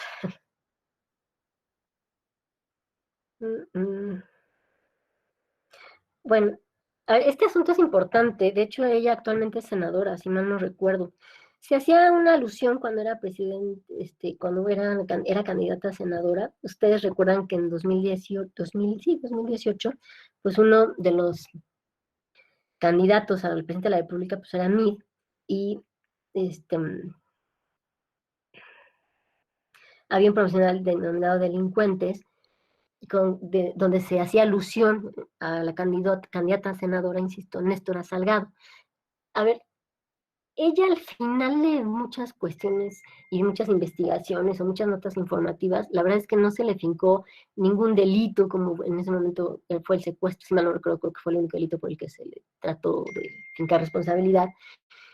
Y lo que hacen ellos en el spot que denuncian es que toman a Néstora y las notas informativas y hacen alusión a ellas como si ella fuera una delincuente, como si ella fuera o hubiera estado vinculada con un delito de secuestro. Ella se defiende y al final lo que se concluye es, a ver, lo que pasa es que al final ella no fue denunciada, ¿no? O sea, sí fue denunciada, sí fue denunciada, perdón, pero no se le acreditó absolutamente nada. Entonces, si ustedes reflexionan y sacan la historia informativa o las noticias de un candidato o candidata que fue denunciado algo, pero no sacan la parte final que es no se le fincó responsabilidad, pues yo no creo que estén sacando la historia completa. Es un ejemplo de malicia. Si fuera cierto, hubieran sacado también el ejemplo concreto de que no fue sancionada, no fue, yo soy vinculada o no fue culpable de nada, y no la sacaron la historia completa, de ahí se acreditan los elementos. Esta otra lámina que me parece interesante, que es la determinación de elementos en promocionales. A ver, hablábamos de dos elementos, la parte objetiva y la intencionalidad o direccionalidad del mensaje, que es muy importante, cada caso concreto se tiene que ver, y también verificar los medios probatorios, ¿no? Y en este caso particular hay creo que es un grupo que se llama Badabun, que ustedes que son jóvenes lo ubican muchísimo mejor, y lo que se denuncia en este asunto es la propaganda electoral en Internet, concretamente de lo que es YouTube y Facebook, en los cuales a consideración del denunciante se calumniaba al entonces candidato presidencial también Ricardo Anaya Cortés. ¿Por qué? Porque se señalaba que el candidato podría ir a la cárcel por presuntos actos ilegales. Se le denunció en ese momento, o se hacía alusión, o se trataba de fincar responsabilidad por lavado de dinero, triangulación de recursos y un esquema de simulación de evasión fiscal. Vale la pena decir que al ser aspirante bueno, ya no era aspirante, ya era candidato a presidente de la República, pues la contienda es un poco más dura. Aparte, la lectura que yo sí tengo en este país es que la contienda a presidente de la República cada vez es más intensa y que a nivel local se golpean de manera diferente que a nivel federal. ¿Qué resolvió la sala? Que no se configuraba la infracción denunciada porque no había hechos o una imputación de hechos o delitos falsos propiamente, lo que se replicaban eran notas informativas, que era una crítica dura y severa. Eso no les encanta a los candidatos, a las candidatas y a los candidatos, hay que decirlo, pero tienen que someterse, pues por algo están en la contienda propiamente. Lo que me hace recordar también un asunto que no tiene nada que ver con Internet, pero vale la pena platicarles. La actual gobernadora de Sonora, Claudia Pavlovich, cuando estuvo en periodo de campaña, denunció que había un programa que se llama, se me acaba de ir el nombre. El tema es que era un programa televisivo donde aparecían títeres, obviamente haciendo una sátira política, haciendo un ejemplo de sátira, y uno de los títeres era ella, y hacía alusión a sus actividades, era un tema de sátira. Y ella viene y denuncia la calumnia. Y lo que se le dice es, no, a ver, vamos a revisar el formato del programa y cómo el programa nace y cuál es la intención. Se concluye que el programa era noticioso, que el programa era un tema de sátira, porque agarraba también otro tipo de servicios, no servidores públicos, pero sí, digamos, los conductores, también le hacía su títere, pero eran títeres grandes, tamaño humano, creo. Agarraban también el títere del conducto de las noticias, etcétera, y lo que se determinó es que no había calumnia y que lo que había era una crítica dura, que si bien es cierto podía generar una incomodidad en la manera en la que se presentaban las cuestiones, eso no generaba ninguna calumnia ni ninguna infracción para efectos de sancionar. Este es otro asunto, bueno, este es el asunto de Badabun, que les decía propiamente. Y a ver, lo que platicamos de Internet, ¿regulamos o no regulamos? A ver, esto es lo que hay a nivel internacional, porque parte de lo que les platiqué, la verdad es que son aspectos, son posiciones personales, pero aquí está aterrizado propiamente. Y lo que hacen en las recomendaciones de la guía para garantizar la libertad de expresión frente a una desinformación deliberada en contextos electorales, que es una guía de 2019, es una guía muy reciente de lo que les decía, es determinar recomendaciones judiciales particulares y autoridades electorales, y aquí están propiamente aterrizadas. Una es considerar el impacto sistémico de las decisiones en el funcionamiento de Internet. Si nosotros bloqueamos o retiramos portales o páginas, tenemos que tener una idea muy clara del impacto que genera. Tenemos que tener muy en consideración, pero no solo en este tema, en cualquier tema, los estándares de derechos humanos que existen a la hora de resolver casos donde el discurso en cuestión se pueda poner en un tema de calificación para efecto como tal, o la desinformación. Es decir, tenemos que tener de manera fehaciente, acreditado, de manera muy clara, que no deje lugar a dudas, que la página o el portal genera desinformación. Lo que nos refería, las decisiones que implican bloquear o filtrar el acceso a determinados contenidos solamente son legítimas si están establecidas por medio de una ley clara y precisa, y que los remedios judiciales deben ser totalmente acotados y no afectar más allá del discurso necesario, sobre todo cuando se trata de libertad de expresión. Y van más allá, hacen recomendaciones a autoridades electorales que me parecen importantes, y una es fortalecer las capacidades de los ciudadanos para desarticular campañas de desinformación, parte de lo que platicamos de hay que educarnos. Nosotros mismos tenemos que tener esa previsión. En esta época están llegando una cantidad impresionante de noticias falsas.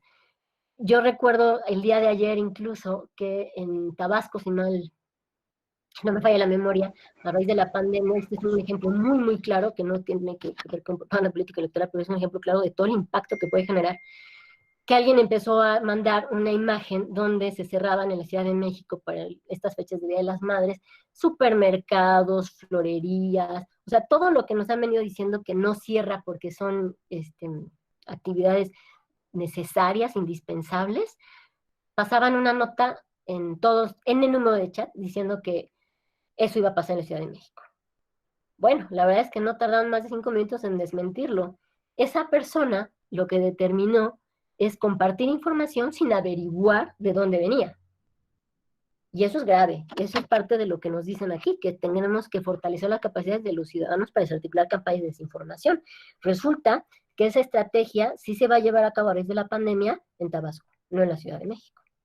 Entonces yo veía el chat, en un número de chat donde se difundió, y solamente leía las reacciones.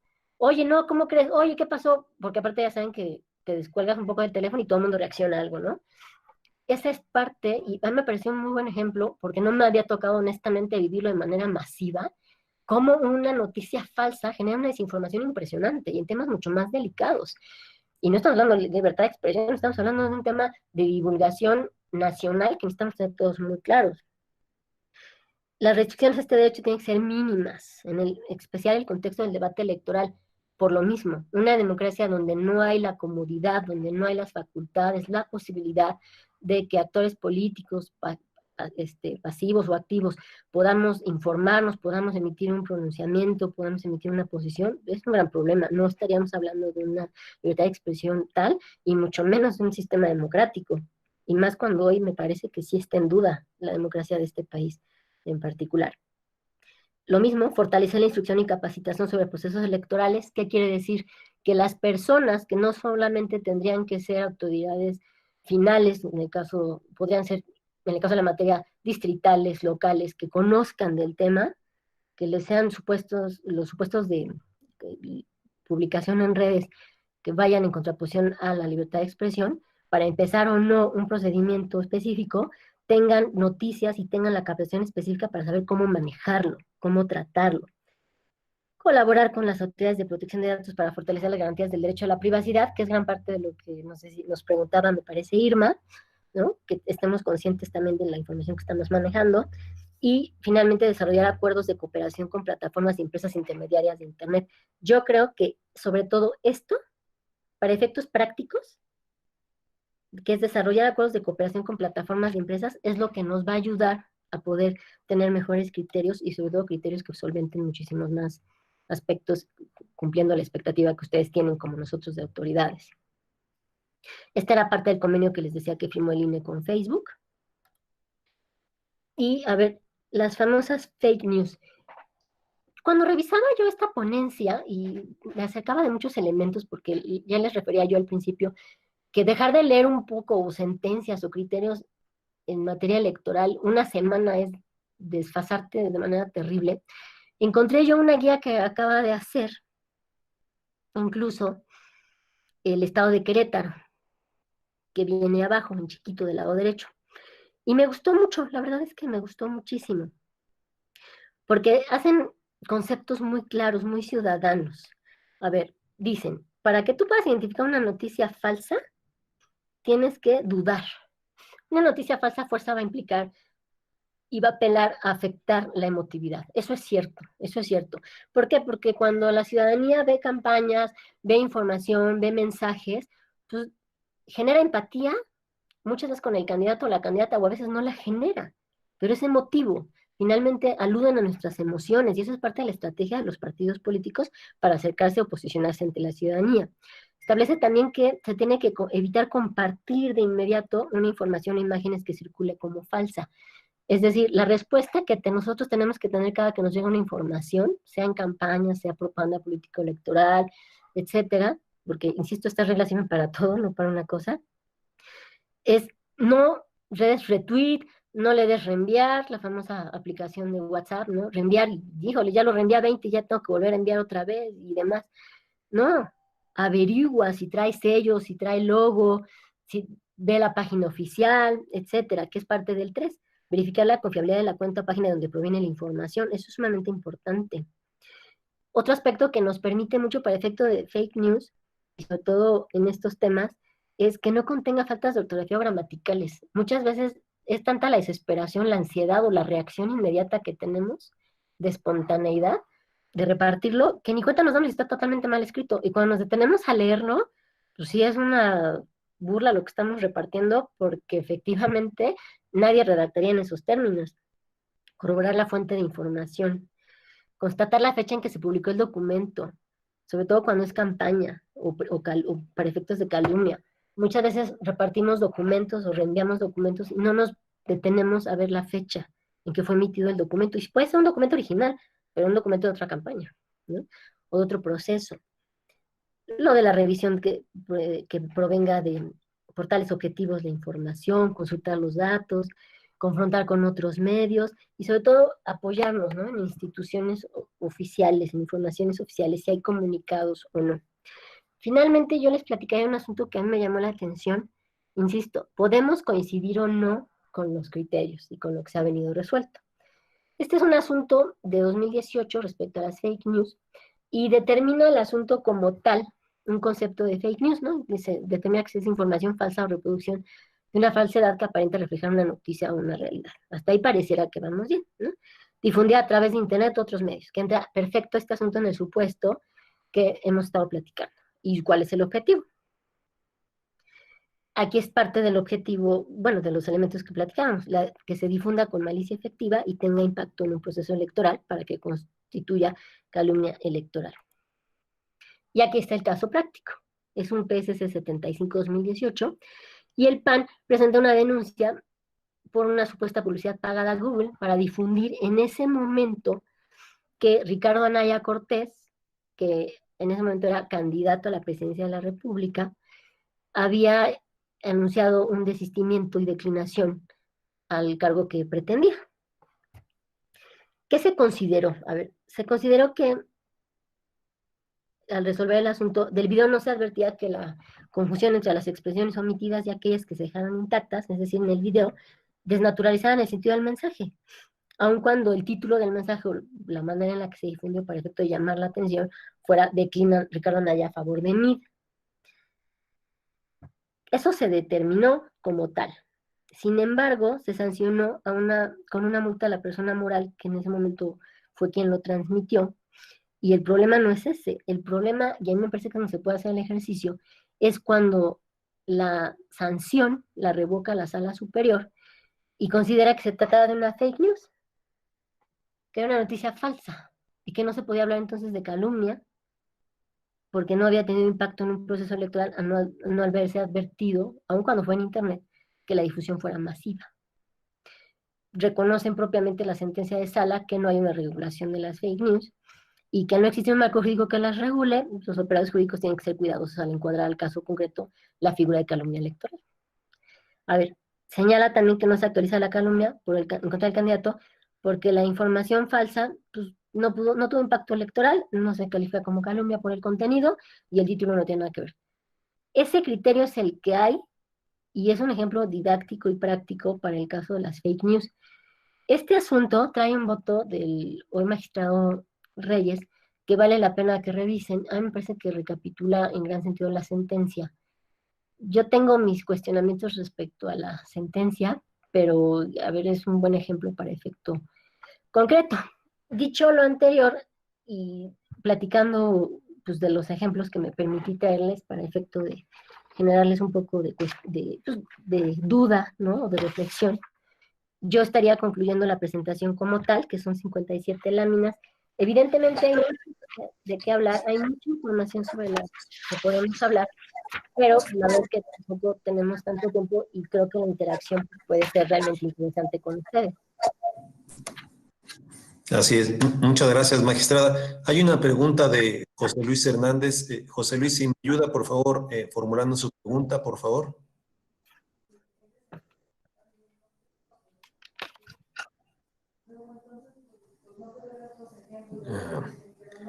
José Luis Hernández, ¿está por ahí? Sí, ¿se escucha? Así es. Adelante, por favor. Ok.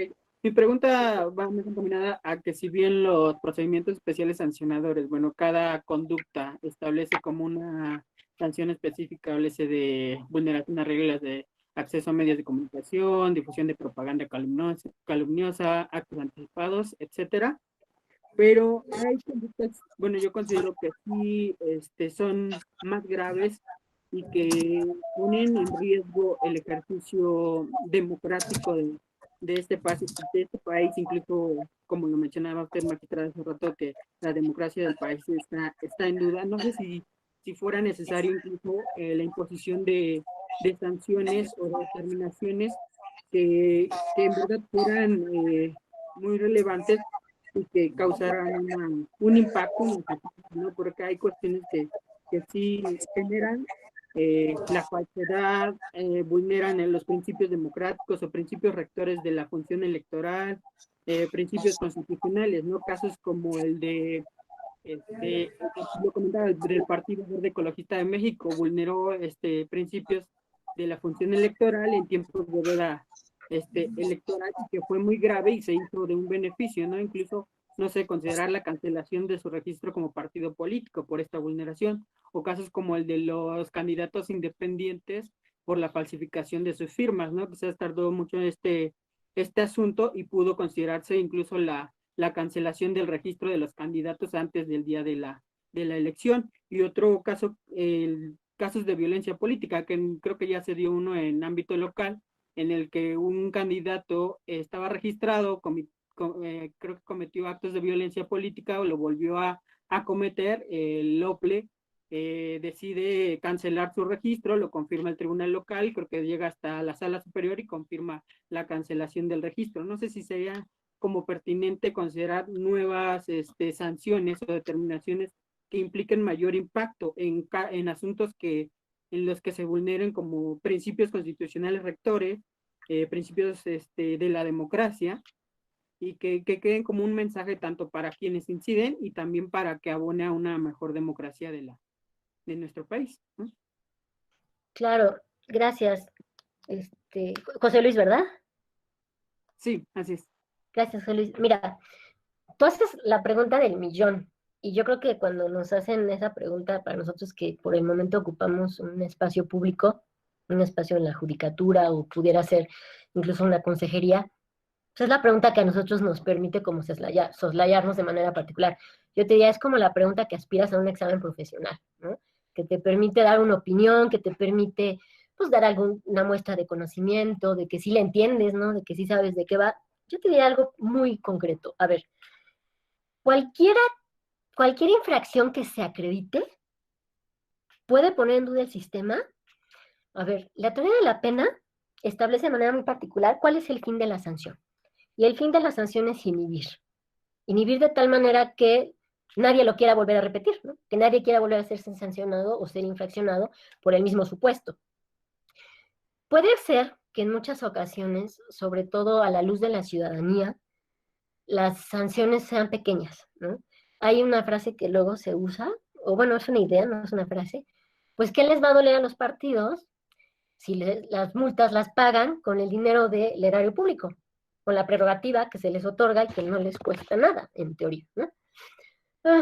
A ver, yo te diría, la otra vez estábamos platicando, me va a salir un poquito del tema, pero vale la pena para ejemplificar, la cuestión de cuando entra dinero ilícito a las campañas electorales, ¿no? Había un cuestionamiento muy interesante y es algo que pasó en este país respecto al financiamiento, los procedimientos de financiamiento, la revisión de gastos de ingresos y egresos de partidos políticos. Se hacía la elección, se le llevaban a cabo los medios de impugnación, se presentaban y se resolvían. Y resulta que la candidata o el candidato ya estaban en el cargo y no se había resuelto el procedimiento de fiscalización. 2 años después incluso, de que estaba ocupando el cargo, ya casi iba de salida, salía el procedimiento de fiscalización y se acreditaba arriba de topes de gastos de campaña. Alguien decía, si no se puede empatar todavía hoy, con independencia de la reforma 2014, si no se puede empatar, que haya tomado protesta, que ya esté en el cargo, es decir, que lo esté ejecutando, y el proceso de fiscalización, que cuando salga el proceso de fiscalización, parte de la sanción sea que lo quiten del cargo. Alguien pelaba los ojos, ¿no? Y decía, no, ¿cómo? A ver, a lo de sanciones tenemos muchas ideas y todos podemos proponer algo. Yo te podría decir en el tema de violencia política por razones de género, que no es un tema mío y no me quiero meter ahí por respeto a la magistrada Karen, pero en la Ciudad de México tuvimos el ejercicio en la Constitución Política donde se establecía la nulidad por violencia política por razones de género. ¿Qué pasó? ¿Tú eres de la ciudad, José Luis? No, soy de Tlaxcala. Bueno, te voy a platicar qué pasó en la ciudad.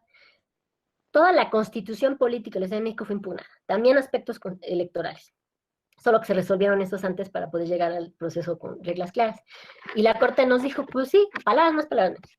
Está muy bien y es muy buena idea la nulidad de elección por violencia política por razones de género. Nada más que tú haces una amalgama, porque empleo esa palabra, de causales de nulidad y cómo acreditarla, y la voy a expulsar de tu ordenamiento, y no procede.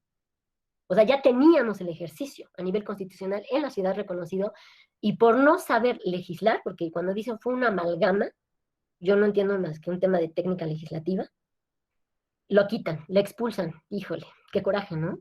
Y entonces lo que se platicó fue, bueno, no está, pero hay principios constitucionales y por ahí se la podrían aventar en la Ciudad de México si fuera el caso. No llegó el caso como tal, propiamente. No llegó el ejercicio. Ahora, cancelar el registro. Cuando fue el proceso 2014, que el Verde, yo les hacía alguna referencia, que el Partido Verde repartió mochilas, boletos de cine, cartas, N número de cosas. Tuvo multas millonarias que dieron la vuelta en sala superior, regresaron, etcétera. Se platicó mucho en mesa de consejeros, incluso en un momento dado, la pérdida del registro. Y alguien dijo, y no me parece una mala posición, ¿sabes? Alguien dijo, los partidos políticos tienen que perder el registro en las urnas. Ahí es donde tienen que perder, con la descalificación de la ciudadanía, con el castigo, con el famoso voto de castigo, no mediante una resolución ni mediante una sentencia. Yo entiendo y en algún sentido interpreto tu cara de desánimo de, ay, pues entonces nunca los van a sancionar. Lamento decirte que las posiciones que se han hasta ahorita generado, pues son esas, ¿no? Una de las sanciones también de la entrada de dinero ilícito en campañas, que se establece como nulidad si se acredita, es que se tendría que llamar a una campaña, a una elección extraordinaria, y no podría participar el candidato o la candidata que se haya recibido el dinero ilícito. No suena tan mal, ¿no? Pero no dice nada del partido político. Entonces, ¿dónde está la culpa invigilando? Yo hacía alusión, y cuando lo dije en esa mesa, que fue estos días que hemos estado haciendo actividades digitales, por esta misma vía, yo decía, bueno, pero también hay que tomar en cuenta algo, y hacemos caso omiso también como autoridades, ¿no? Yo creo que sí te enteraste que estaban repartiendo en algunos municipios despensas, creo que hasta con la cara de Chapo, ¿no? Y otros con las leyendas del cártel, en turno, ¿no? O quien fuera. A ver, lo hicieron a la luz de todo el mundo. No puede ser posible que no supieran las autoridades. No es un municipio, no estoy haciendo ninguna afirmación, no es un municipio donde potencialmente pudiera hablarse del uso de recursos ilícitos en una campaña. Si nadie se les pone al tiro, si pueden hacer ese tipo de cosas. A ver, estoy llegando a hipótesis que no es real, pero que sí da indicios de muchas cosas. Entonces, a mí me parece que nos falta evolucionar muchísimo en este tema, y nos falta llegar a sanciones más claras, pero lo que tendríamos que hacer, yo creo, y siempre se lo digo, yo soy magistrada, yo ostento una magistratura, pero no, yo no voto como magistrada, voto como ciudadana. Y tendríamos que estar como parte de la gran sanción, resolviendo en urnas las inconformidades que tenemos. Y no estoy hablando de ningún color, no estoy hablando de ninguna posición, no estoy violentando nada. Pero tendríamos que buscar también ahí una sanción, y no solo en la ley que diga quítale el registro, que diga sanciónalo, ponle multa millonaria, la multa ejemplar más grande, ahí está Pemex Gate, $1,000,000 de pesos, perdón, ahí está Amigos de Fox, casi $500,000 de pesos, etcétera. Yo también te diría, vale la pena regenerar a raíz de lo que tú dices, una sobreregulación. Si tú te vas únicamente a las sanciones, te entiendo, pero a lo mejor también las sanciones implican una sobreregulación de algún aspecto particular. Entonces, yo creo que estamos evolucionando. Se hablaba mucho de una reforma político-electoral antes de este proceso que viene, ya no se dio, es evidente. No se habló nunca de sanciones más duras, hasta donde yo recuerdo de todo lo que escuché. Se hablaba de otro tipo de figuras, ¿no? De desaparecer tribunales, autoridades administrativas, etcétera, hacer más salas regionales, etcétera, pero nunca se habló de sanciones. Y en México tiene un esquema muy claro, pues es que las reglas las ponen los partidos políticos para ellos.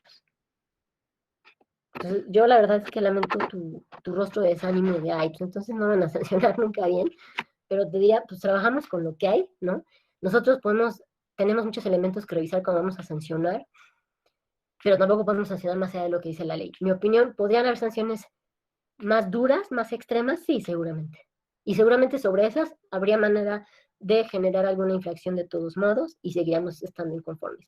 La solución en este país es educar absolutamente a todo mundo y que todos hagamos conciencia de que si estamos como estamos, pues vamos a seguir igual o no va a haber ninguna evolución.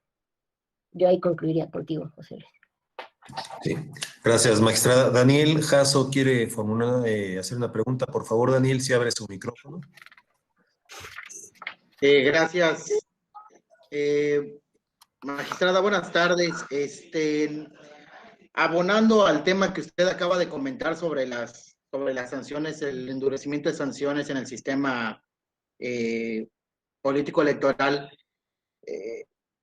yo formo parte de un instituto político, yo tengo calidad de representante, y en estos días con las diferentes disertantes, las magistradas y el magistrado de la Mata, ha salido a colación este punto, que los partidos o candidatos generan acciones que se vuelven un modus operandi en cada elección y que no se puede pasar más allá porque no encuadran en la reiteración de actos, se generan en procesos independientes, cíclicos.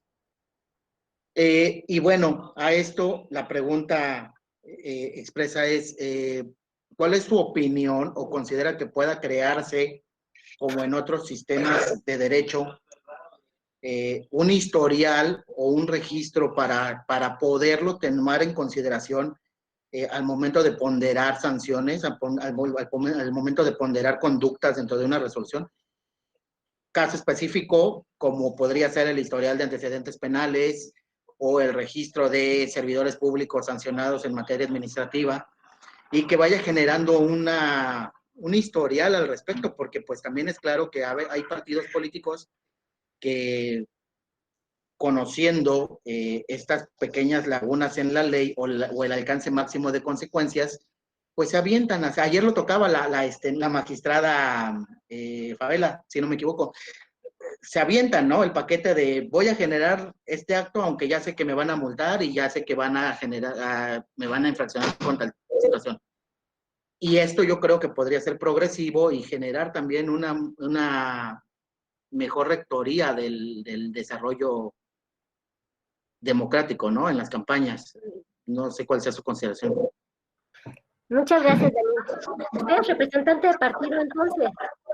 Sí. Bueno, no hice alusión a ningún partido, para no incomodar a nadie. A ver, Hay que hacer mea culpa de vez en cuando, magistrada. Mire, yo sí soy muy dada en ejercicio académico, me suelto mucho. No me dicen, ay, no hay problema, pero es un ejercicio académico, vaya. Y seguramente varios asuntos que sacamos, o los conoce usted, o le vinieron a la mente muchos ejemplos más, ¿no? Lo único que traigo yo es un muestrario porque es complicado procesar tanto en tan poco tiempo. A ver, usted habla de crear un historial. Bueno, la sala regional especializada, desde hace muchos años, y entiendo que es algo que se ha seguido nutriendo, tiene un catálogo de sujetos sancionados, lo que nos ha permitido también ver si hay reincidencia o no en la conducta. Y además, es un catálogo que está abierto. Yo le puedo platicar que en el Tribunal Electoral de la Ciudad de México, pues yo traté de impulsar esa idea y a ver, las percepciones que se generan según la entidad o según los contextos, pues son diferentes, ¿no? Yo ponía condicionantes muy particulares a hacer una primera instancia, me decían, es que es muy complicado en primera instancia un catálogo de sujetos sancionados, porque pues también conocemos PES, ¿no? Procedimientos especiales sancionadores a nivel local, y me decían, es que es muy complicado porque somos primera instancia, entonces tiene que pasar la instancia de la regional y luego la de superior, y puede volver con nosotros. Yo les decía, por eso, tengamos un catálogo de sujetos sancionados en la ciudad, donde solamente inscribiremos a ese sujeto sancionado cuando haya causado firmeza la sentencia, aunque eso nos lleve 6 meses, ni modo. ¿Sí me explicó? Ni modo. Pero es parte de transparentar el quehacer y la verdad a los partidos y a los actores políticos, sobre todo en la parte activa.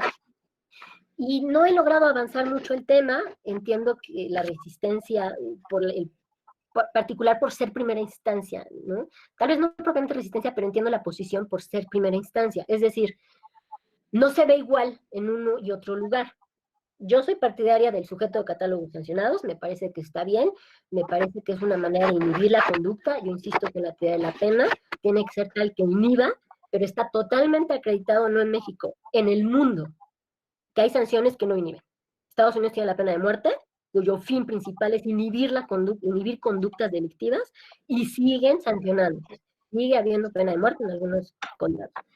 Entonces, voy a decir algo bien fuerte, y si incomoda a alguien, una disculpa.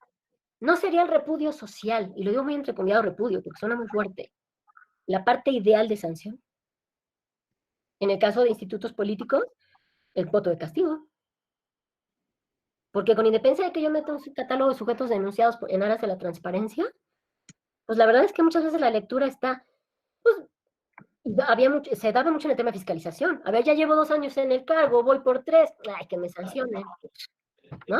Que la multa la pague el partido. Entonces, el problema es la idiosincrasia. El problema es muchas veces se refiere tristemente en México, no tires basura porque te van a cachar y te van a multar. No tires basura porque no es lo correcto. No infringes, no cometes infracciones porque no es lo correcto. Pero es parte de una cultura. Yo creo que si ustedes, si los entes políticos, para no personalizar, una disculpa, si los entes políticos no toman conciencia y responsabilidad, no va a servir, no va a funcionar. El tema es que se amplía más, porque se ensancha a candidaturas independientes, donde también tendrían que ser responsables.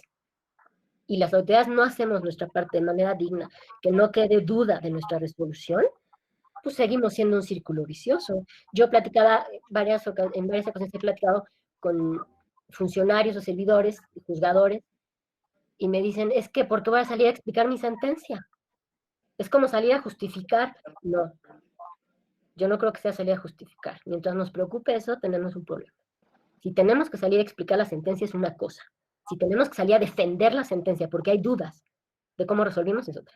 Yo lo que hago en mi caso muy particular es, a lo mejor usted no coincide en una sentencia mía, en mi criterio, pero yo estoy convencida y tengo la fortaleza y tengo los conocimientos técnicos y jurídicos para pararme en un foro y poder sostener el criterio, aun cuando no coincida la mayoría, incluso tal vez, ¿no? Pues para eso son los votos donde uno se queda sola, ¿no? Luego decimos que mayoritean, ¿no? Pero tenemos que hacer nuestro trabajo cada quien. Entonces yo diría pues, que la verdad los entes políticos pues asuman las responsabilidades, las consecuencias, y nosotros como autoridades hagamos lo mismo. Pero no podemos sacarnos, como le decía al anterior amigo, pues sanciones de la manga, eso es muy complicado. Gracias. ¿A usted? Gracias, magistrada. El doctor Ramón Hernández quiere formular una pregunta. Por favor, Ramón, si nos ayudas abriendo tu micrófono. Muchas gracias, maestro Alex. Felicidades por la moderación. Magistrada, muchas felicidades. La verdad es que de una manera muy clara, muy puntual, comentó cada una de las etapas y todos los aspectos que abarcan los procedimientos. Yo quisiera hacerle una pregunta.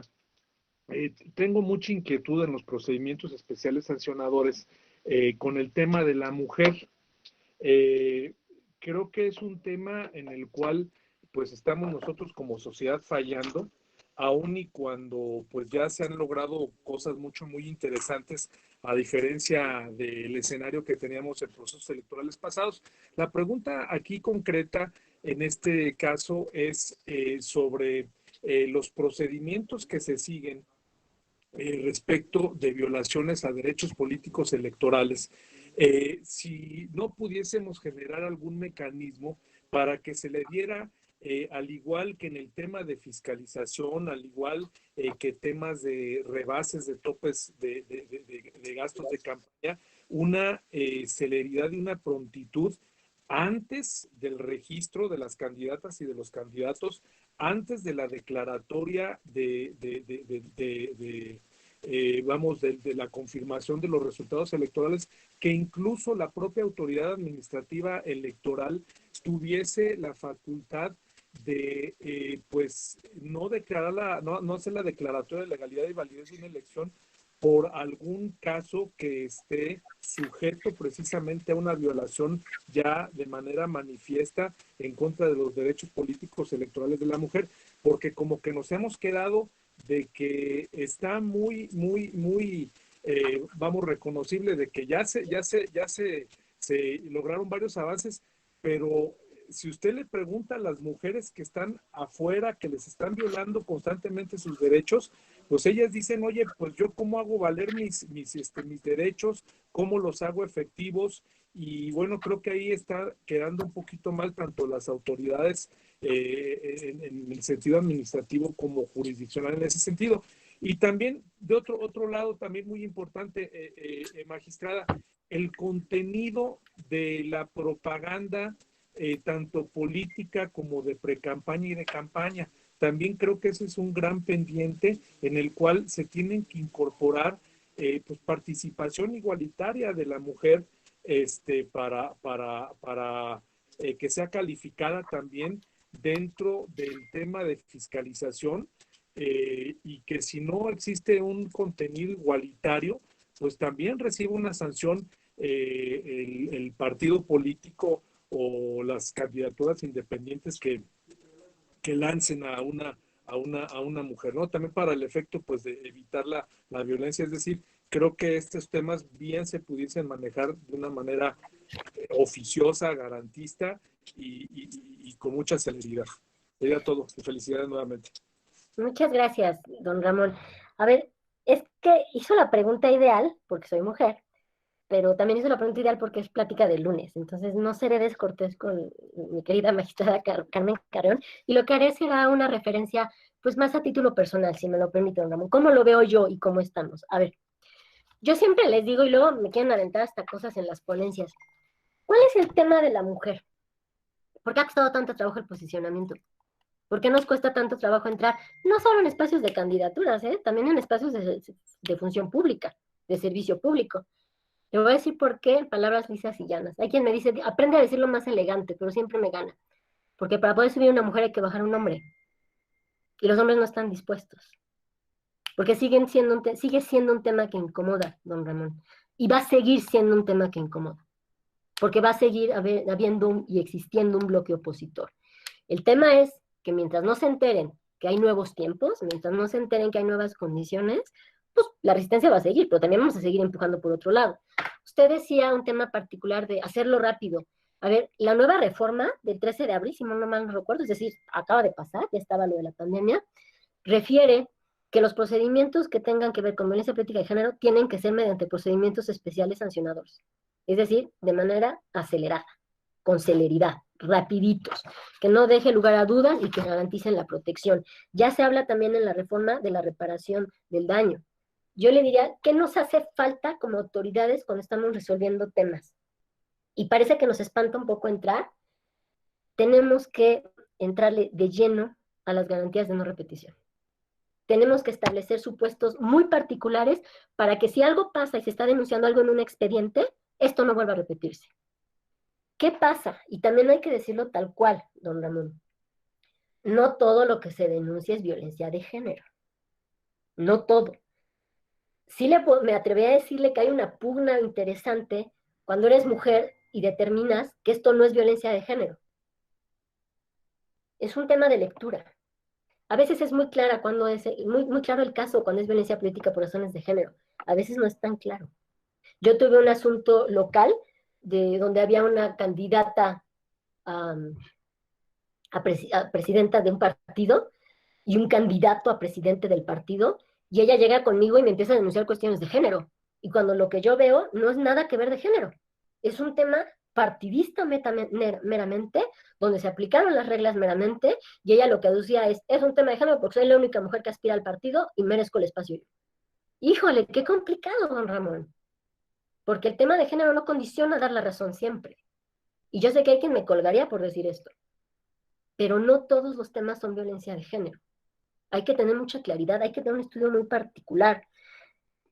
¿Qué hace falta, don Ramón? Hace falta lo que siempre hará falta. Conocimiento y, me parece, autoridades mucho más cercanas, que denuncien. Las mujeres siguen sin denunciar este y muchos otros temas, por miedo a estar solas, por miedo a aislarse socialmente, por miedo a que no tengan repercusiones o a que en lugar de tener una garantía de preservar derechos se queden solas y con ya decía yo en alguna ocasión de la plática, una palabra muy entrecomillada, repudiadas socialmente por evidenciar algo que está mal. Eso nos hace falta, que nos sientan como autoridades cercanas y que sientan que acudiendo con nosotros van a tener una garantía. Por eso la reforma es interesante, porque establece la reparación del daño, porque establece el procedimiento especial sancionador. Hacía alusión ya un buen amigo ahorita en la plática respecto a un asunto donde ya estaba llevado a cabo el registro, pero uno de los requisitos de un candidato, y uno de los requisitos era que fuera una persona con honra. Y resulta que esta persona con honra, lo digo muy entre comillas, que era un hombre, pues traía un tema de violencia política de género muy reciente, y le bajaron el registro. Bueno, sí decimos nosotros, ¿no? Qué bueno que se lo bajaron. Ese es un gran ejemplo de lo que es un requisito real y un requisito que puede ser un valor ya perdido en algún sentido, que es la honra. Claro que lo bajaron y qué bueno que lo bajaron. Si el problema no es que le haya dado el registro y se lo bajaran, el problema es cómo se atrevió a registrarse. Y perdón que me ponga así, pero me parece que no estamos educados, no estamos realmente preparados para este tipo de situaciones, ni estamos siendo totalmente honestos entre nosotros. El tema de la propaganda político-electoral, mire, yo me formé en un ámbito federal, siempre lo he dicho, y llego a un espacio local, y aun cuando vengo de un ámbito federal y estaba en la sala regional especializada, yo creo que las campañas más duras, sobre todo en el tema de la mujer, se dan en espacios particulares y en espacios locales. Ahí es donde las cuestionan de una manera que, por lo que usted me dice, lo sabe, ¿no? Es consciente, le ha tocado, les dan hasta con la cubeta. Eso es un gran tema, porque parece entonces que tendríamos que empezar desde abajo, desde ayuntamientos, desde municipios, desde localidades, para empezar a educar y establecer los espacios específicos de mujer y que quede claro. En el tema de fiscalización, hay quien comenta, porque los partidos ya por disposición legal tienen que tener una partida específica destinada a dar a conocer o promover el liderazgo de la mujer. Alguien comenta que esa partida presupuestaria debería darse directamente a la Secretaría de la Mujer de los partidos políticos, y no que fuera parte de la prerrogativa genérica y el partido la distribuyera. Yo le puedo decir, y no es un secreto, hay un partido político que recientemente la secretaria de la mujer del partido tuvo que presentar un JDC para poder ejercer derechos como secretaria de la mujer en el partido político. No estaremos mal, don Ramón. Estamos re mal.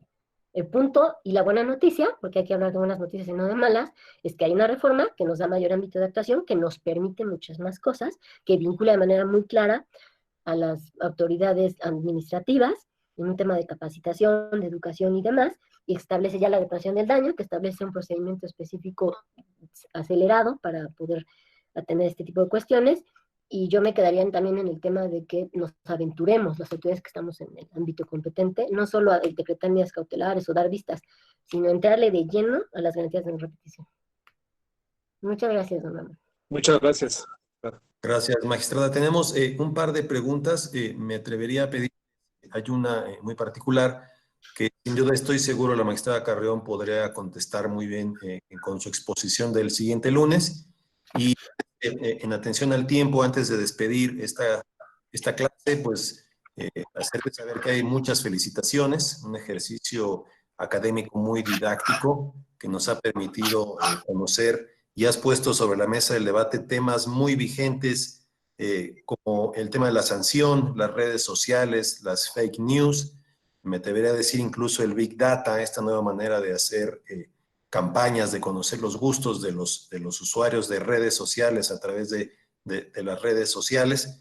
Pero para no extenderme mucho, quisiera darle el uso de la voz a la magistrada Carrión, quien desea darnos un mensaje y a quien agradecemos mucho que sea pues la autora e intelectual, la coordinadora de este ejercicio académico. Por favor, magistrada.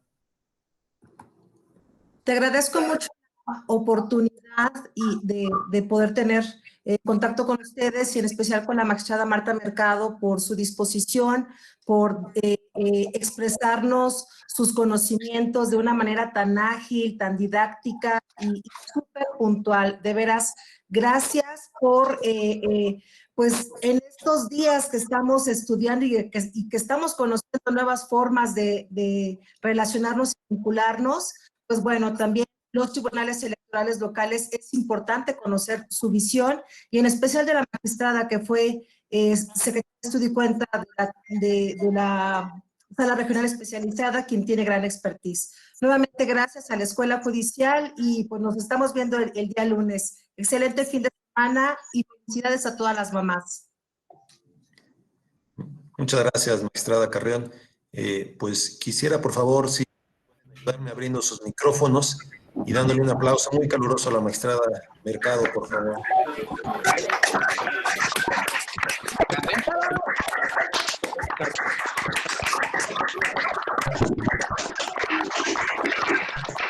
Felicidades.